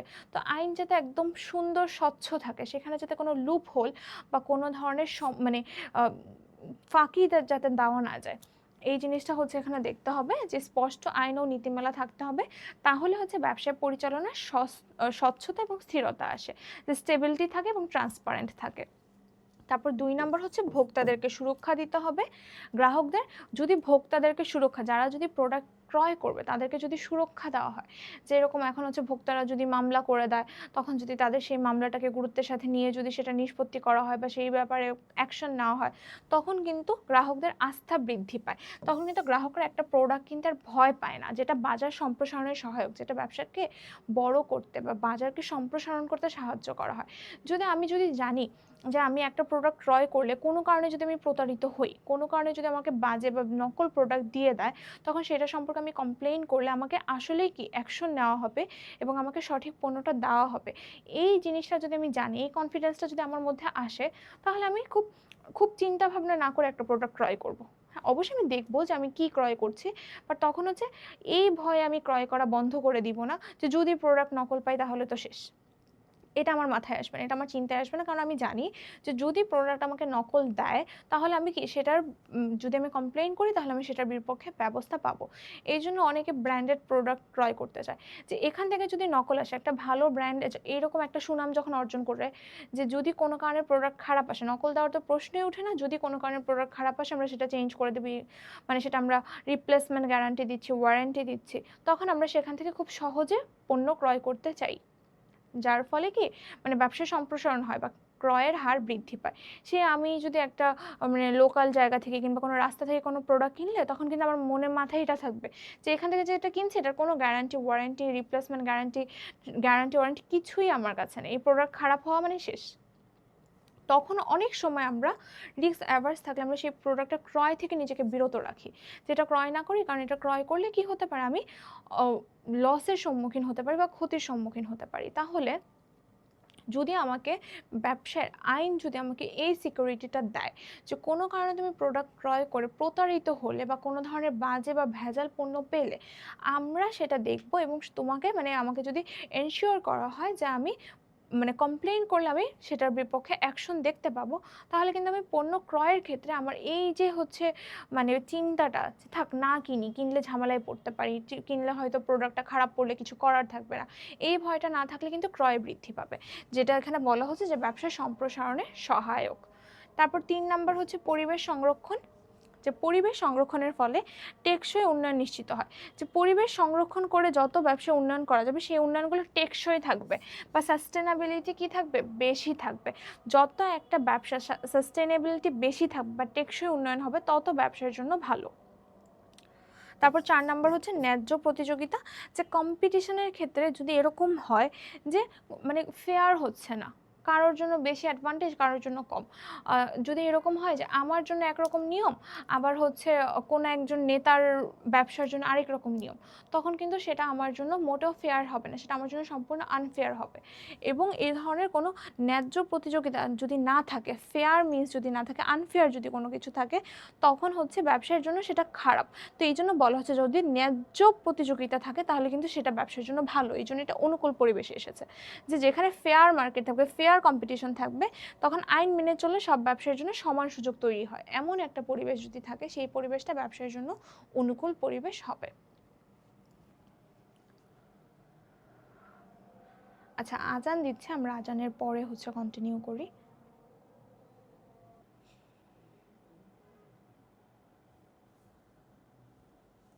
আচ্ছা, ঠিক আছে, তাহলে আমরা আবার কন্টিনিউ করছি। এখানে প্রতিকূল দিক সমূহের মধ্যে প্রথমে যেটা আছে সেটা হচ্ছে 1 নম্বরে আছে জটিল আইন। ওকে, তাহলে জটিল আইন মানে কি, যে আইনটা যদি সঠিকভাবে না থাকে, আইনটা যদি খুব কমপ্লেক্স থাকে, স্বচ্ছতা না থাকে, তখন সেটা ব্যবসার জন্য অনুকূল না, তখন সেটা ব্যবসার জন্য প্রতিকূল পরিস্থিতি সৃষ্টি করে। এই জন্য বলা হচ্ছে যে জটিল আইন, স্বচ্ছতা কম বা অতিরিক্ত নিয়মকানুন, যে বেশি নিয়ম, যে আমি কোনো কিছুই করতে পারবো না, আমি যেটাই করতে যাচ্ছি সেটাতেই বাধা দেওয়া হচ্ছে, তখন এরকম জটিল বা অতিরিক্ত নিয়মকানুন থাকলে সেটা ব্যবসার জন্য বাধা সৃষ্টি করতে পারে। তারপরে 2 নাম্বার হচ্ছে আইন প্রয়োগে দুর্বলতা, যে আইন থাকার পরও সেটা যদি সঠিকভাবে প্রয়োগ করা না হয় তাহলেও কিন্তু সমস্যার সৃষ্টি হয়। যে আইন রয়েছে বাট আইন থাকার পরও সেই আইনটাকে সঠিকভাবে বা ভালোভাবে প্রয়োগ করা হচ্ছে না, তাহলে সেটা ব্যবসার জন্য প্রতিকূল দিক। কারণ ওই যেটা হচ্ছে মেইন কথা, যে কাগজে কলমে প্রচুর আইন থাকলেও লাভ হবে না যদি সেই আইনটা প্রয়োগ না করা হয়, যদি সেই আইনটার ইমপ্লিমেন্টেশন যদি না করা হয়, তখন আইন থেকে কোনো লাভ নেই। বাংলাদেশে এই জিনিসটা অনেক বেশি হয়, যে বাংলাদেশের কাগজে কলমে সব ধরনের আইন রয়েছে, বাট সব ধরনের আইন থাকার পরও সেই আইনগুলোর প্রয়োগের ক্ষেত্রে যখন সঠিক প্রয়োগ হয় না, দুর্নীতির কারণে এবং বিভিন্ন ধরনের কারণে যখন আইনের প্রয়োগে বাধার সম্মুখীন হয়, প্রয়োগটা সঠিকভাবে হয় না, তখন আলটিমেটলি সেই আইন কোনোই কাজে আসে না। সেটা এখানে বলা হচ্ছে, এই জন্য হচ্ছে আইনের প্রয়োগের যে দুর্বলতা, এটা হচ্ছে প্রতিকূল দিকসমূহের মধ্যে আসবে। এবং কেন আইনের প্রয়োগ সঠিকভাবে হয় না? কারণ হচ্ছে দুর্নীতির কারণে আইনটা সঠিকভাবে প্রয়োগ করা যায় না।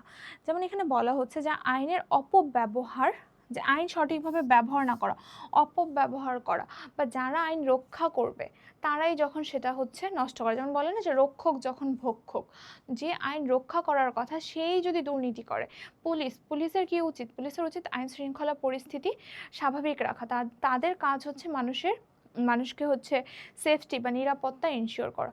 তারাই যদি ঘুষ নিয়ে কোনো ধরনের অপকর্ম করে, তখন তো সেটা মানা যায় না, তাই না? এটাই এখানে বলা হচ্ছে যে দুর্নীতি, আইনের অপব্যবহার যদি করা হয়, তখন সেটা কিন্তু ব্যবসায়ের পরিবেশকে কি করে? ক্ষতিগ্রস্ত করে থাকে। তারপরে 4 নাম্বার হচ্ছে নীতির পরিবর্তন, যে ঘন ঘন যদি আইন নীতি পরিবর্তন করা হয়, মানে তখন ব্যবসায়ের পরিকল্পনা অনিশ্চয়তা সৃষ্টি করে। এটা আমরা হচ্ছে যখন নর্মাল আমরা প্রতিকূল পরিবেশের উপাদানগুলো পড়েছি, তখনও কিন্তু আমরা পড়েছি যে আইনের যদি সঠিক প্রয়োগ না করা হয়, ঘন ঘন যদি আইন চেঞ্জ করা হয়, তখন কিন্তু আলটিমেটলি কী হবে? এটা আমার ব্যবসার জন্য প্রতিকূল পরিবেশ সৃষ্টি করবে, কারণ আমি সঠিকভাবে পরিকল্পনা করতে পারবো না। এবং একটা পরিকল্পনা আমি করার পর আমি ব্যবসাটা শুরু করলাম, কিছুদিন পরে যে আইন চেঞ্জ হয়ে গেল, তখন হয়তো আমি কোনো ধরনের মানে লসের সম্মুখীন হতে পারে, আমার ক্ষতি হতে পারে। এই জন্য এটা প্রতিকূল পরিবেশের আন্ডারে থাকবে। আচ্ছা, এখন আমরা বাংলাদেশের আইনগত পরিবেশের অনুকূল এবং প্রতিকূল দিকসমূহ দেখব। বাংলাদেশের আইনগত পরিবেশের অনুকূল এবং প্রতিকূল দিকসমূহ দেখার ক্ষেত্রে আমরা প্রথমেই যেটি দেখব সেটা হচ্ছে বাংলাদেশের বিভিন্ন ব্যবসা বান্ধব আইন আছে, যে বাংলাদেশের আইনের ক্ষেত্রে ব্যবসায়ের ভালো হবে বা ব্যবসার মানে সুবিধা হবে, এই ধরনের অনেক আইন আছে, এই জন্য এটা অনুকূল দিকে যাবে। তারপর হচ্ছে ভোক্তা অধিকার সংরক্ষণ এবং বাণিজ্য নীতিমালা ব্যবসায়ের জন্য একটি কাঠামোগত পরিবেশ তৈরি করছে, যে ভোক্তার অধিকার সংরক্ষণ করার চেষ্টা করা হয় এবং বাণিজ্যের যে নীতিমালাগুলো আছে এগুলো কি ব্যবসায়ের জন্য কাঠামোগত একটা পরিবেশ বা ভালো একটা অনুকূল পরিবেশ তৈরি করছে। কাঠামোগত মানে স্ট্রাকচার্ড।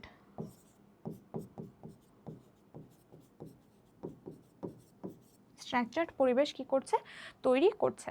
তারপর আমরা প্রতিকূল দিক যদি দেখি, তবে আইনের প্রয়োগের দুর্বলতা, যে সঠিকভাবে লটা এনফোর্স করা হচ্ছে না, ল এনফোর্সমেন্টে যদি প্রবলেম থাকে।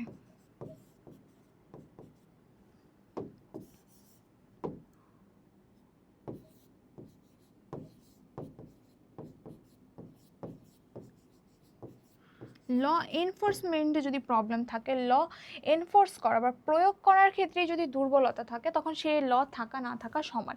এটি এখানে বলা হচ্ছে আইনের প্রয়োগে দুর্বলতা, জটিল প্রশাসনিক প্রক্রিয়া, যে বাংলাদেশে কোনো একটা কিছু নিয়ে কোনো একটা মামলা করা হলো, তখন আমরা শুনি কি যে 10 বছর হয়ে গেছে, 15 বছর হয়ে গেছে, এখনও মামলা নিষ্পত্তি হয়নি, এখনও মামলা চলছে। এই যদি থাকে মামলার অবস্থা, তাহলে মানুষ কি মামলা করবে আর কি আইনের সহায়তা নিবে? কোনো একটা আইনের সহায়তা নিতে নিতে একটা মানুষের মানে জীবনের যদি খুব গুরুত্বপূর্ণ 10-15 বছরে যদি মানুষের জীবনে আইনের হচ্ছে সঠিক ফল দেখতে দেখতে পার হয়ে যায়, তাহলে তো আসলে সেই দেশে আইন বলতে কোনো কিছু নেই, যে জটিল প্রশাসনিক প্রক্রিয়ার কারণে মানে দেশের মানে এই জিনিসটা ব্যবসার ক্ষেত্রে প্রতিকূল দিক বা খারাপ দিক হিসাবে কাজ করে। তারপর দুর্নীতি, এটা তো অবশ্যই থাকবেই সবসময়। বাংলাদেশে রয়েছে, এই জিনিসটা খুবই ব্যাপক আকারে, এই জন্য বলা হচ্ছে দুর্নীতি এখনও ব্যবসার ক্ষেত্রে চ্যালেঞ্জ হিসাবে রয়ে গেছে। তাহলে এই যে আমরা দিকগুলো দেখলাম, এগুলো হচ্ছে বাংলাদেশের আইনগত পরিবেশের অনুকূল এবং প্রতিকূল দিকসমূহ। ঠিক আছে, আশা করি তোমরা হচ্ছে মানে পরিবেশের যে 6টা যেটা টোটাল যে উপাদানগুলো রয়েছে পরিবেশের, সবগুলো আমরা পড়েছি, সব কিছু আমরা দেখেছি। আশা করি তোমরা সব বুঝতে পেরেছো। আমরা প্রথম থেকে যদি ধরি, আমরা প্রাকৃতিক পরিবেশ পড়েছি, তারপর আমরা অর্থনৈতিক পরিবেশ পড়েছি, তারপর আমরা রাজনৈতিক পরিবেশ পড়েছি, তারপর আজকের ক্লাসে আমরা প্রযুক্তিগত পরিবেশ পড়েছি, আমরা আইনগত পরিবেশ পড়েছি। আমরা পরিবেশের যে টোটাল যে 6টা উপাদান আছে, 6টা উপাদানের সবগুলোই শেষ করে ফেলেছি। আচ্ছা, তাহলে রাজনৈতিক পরিবেশটা বলতে ভুলে গেছি, রাজনৈতিক পরিবেশও পড়েছি। এই সবগুলো পরিবেশ পড়েছি, পরিবেশের অনুকূল দিকসমূহ প্রতিকূল দিকসমূহ আমরা দেখেছি। আমাদের সৃজনশীল প্রশ্নে এই মানে ব্যবসার কোন পরিবেশের আন্ডারে কী কী থাকে, যে নর্মালি গ নাম্বার কোশ্চেনে প্রায়ই দেখা যায় হচ্ছে যে এটা কোন পরিবেশের অন্তর্গত, এটা কোন পরিবেশ। তো তখন হচ্ছে পরিবেশের উপাদানসমূহ থেকে আমাদের বুঝতে হয় যে সৃজনশীল প্রশ্নে উপাদানগুলো বা কী সম্পর্কে বলা আছে সেটা দেখে বুঝতে হয় যে কোন পরিবেশ। তারপরে পরিবেশের অনুকূল না প্রতিকূল এই টাইপের জিনিস নিয়ে একটা কোশ্চেন ঘ নাম্বারে থাকে। এই জন্য এই প্রত্যেকটা পরিবেশের অনুকূল দিক, প্রতিকূল দিক এবং হচ্ছে উপাদানসমূহ আমাদের খুব ভালো করে জানতে হবে। আচ্ছা, তারপরে এখান থেকে আমরা নেক্সট ক্লাসে পড়ব, এখানে আমাদের ব্যবসায় পরিবেশের উপর প্রভাব বিস্তারকারী যে উপাদানসমূহ, এই উপাদানসমূহ থেকে আমরা পড়ব। এই উপাদানগুলো পড়ার পরে আমরা এখানে আচ্ছা, এটা পড়ার পর আমরা হচ্ছে টোটাল যে বাংলাদেশের ব্যবসায়িক পরিবেশ সম্পর্কে আরেকটু ডিটেইলসে পড়ব। আমরা কিন্তু মানে শর্টে পড়েছি, শর্টে না মোটামুটি ডিটেইলসে পড়েছি, বা সৃজনশীল লেখার জন্য আরও কিছু এক্সট্রা পয়েন্ট অ্যাড করে করে আমরা এভাবে পড়ব। যদি আমরা এরকম এখানে একটা দেখাই, এই যে যেমন এই যে প্রথমে হচ্ছে আমাদের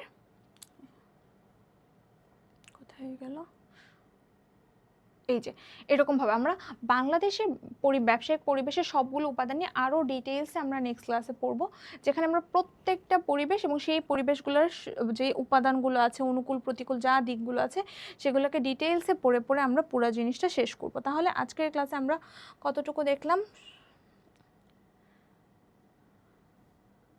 এই যে আজকের ক্লাসে আমরা এই পর্যন্ত শেষ করেছি, এই পর্যন্ত আমরা সেকেন্ড ক্লাসে শেষ করলাম।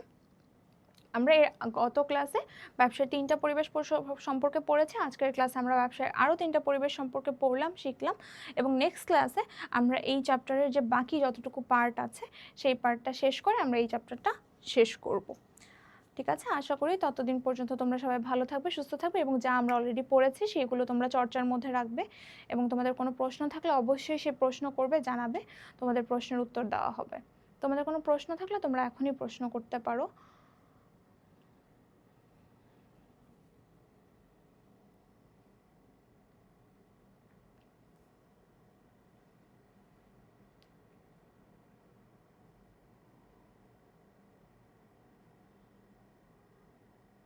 আচ্ছা, তোমাদের কোনো প্রশ্ন না থাকলে তাহলে আমরা আজকের ক্লাসটা এখানেই শেষ করছি। আর আশা করি ততদিন সবাই ভালো থাকবে, সুস্থ থাকবে। আসসালামু আলাইকুম সবাইকে।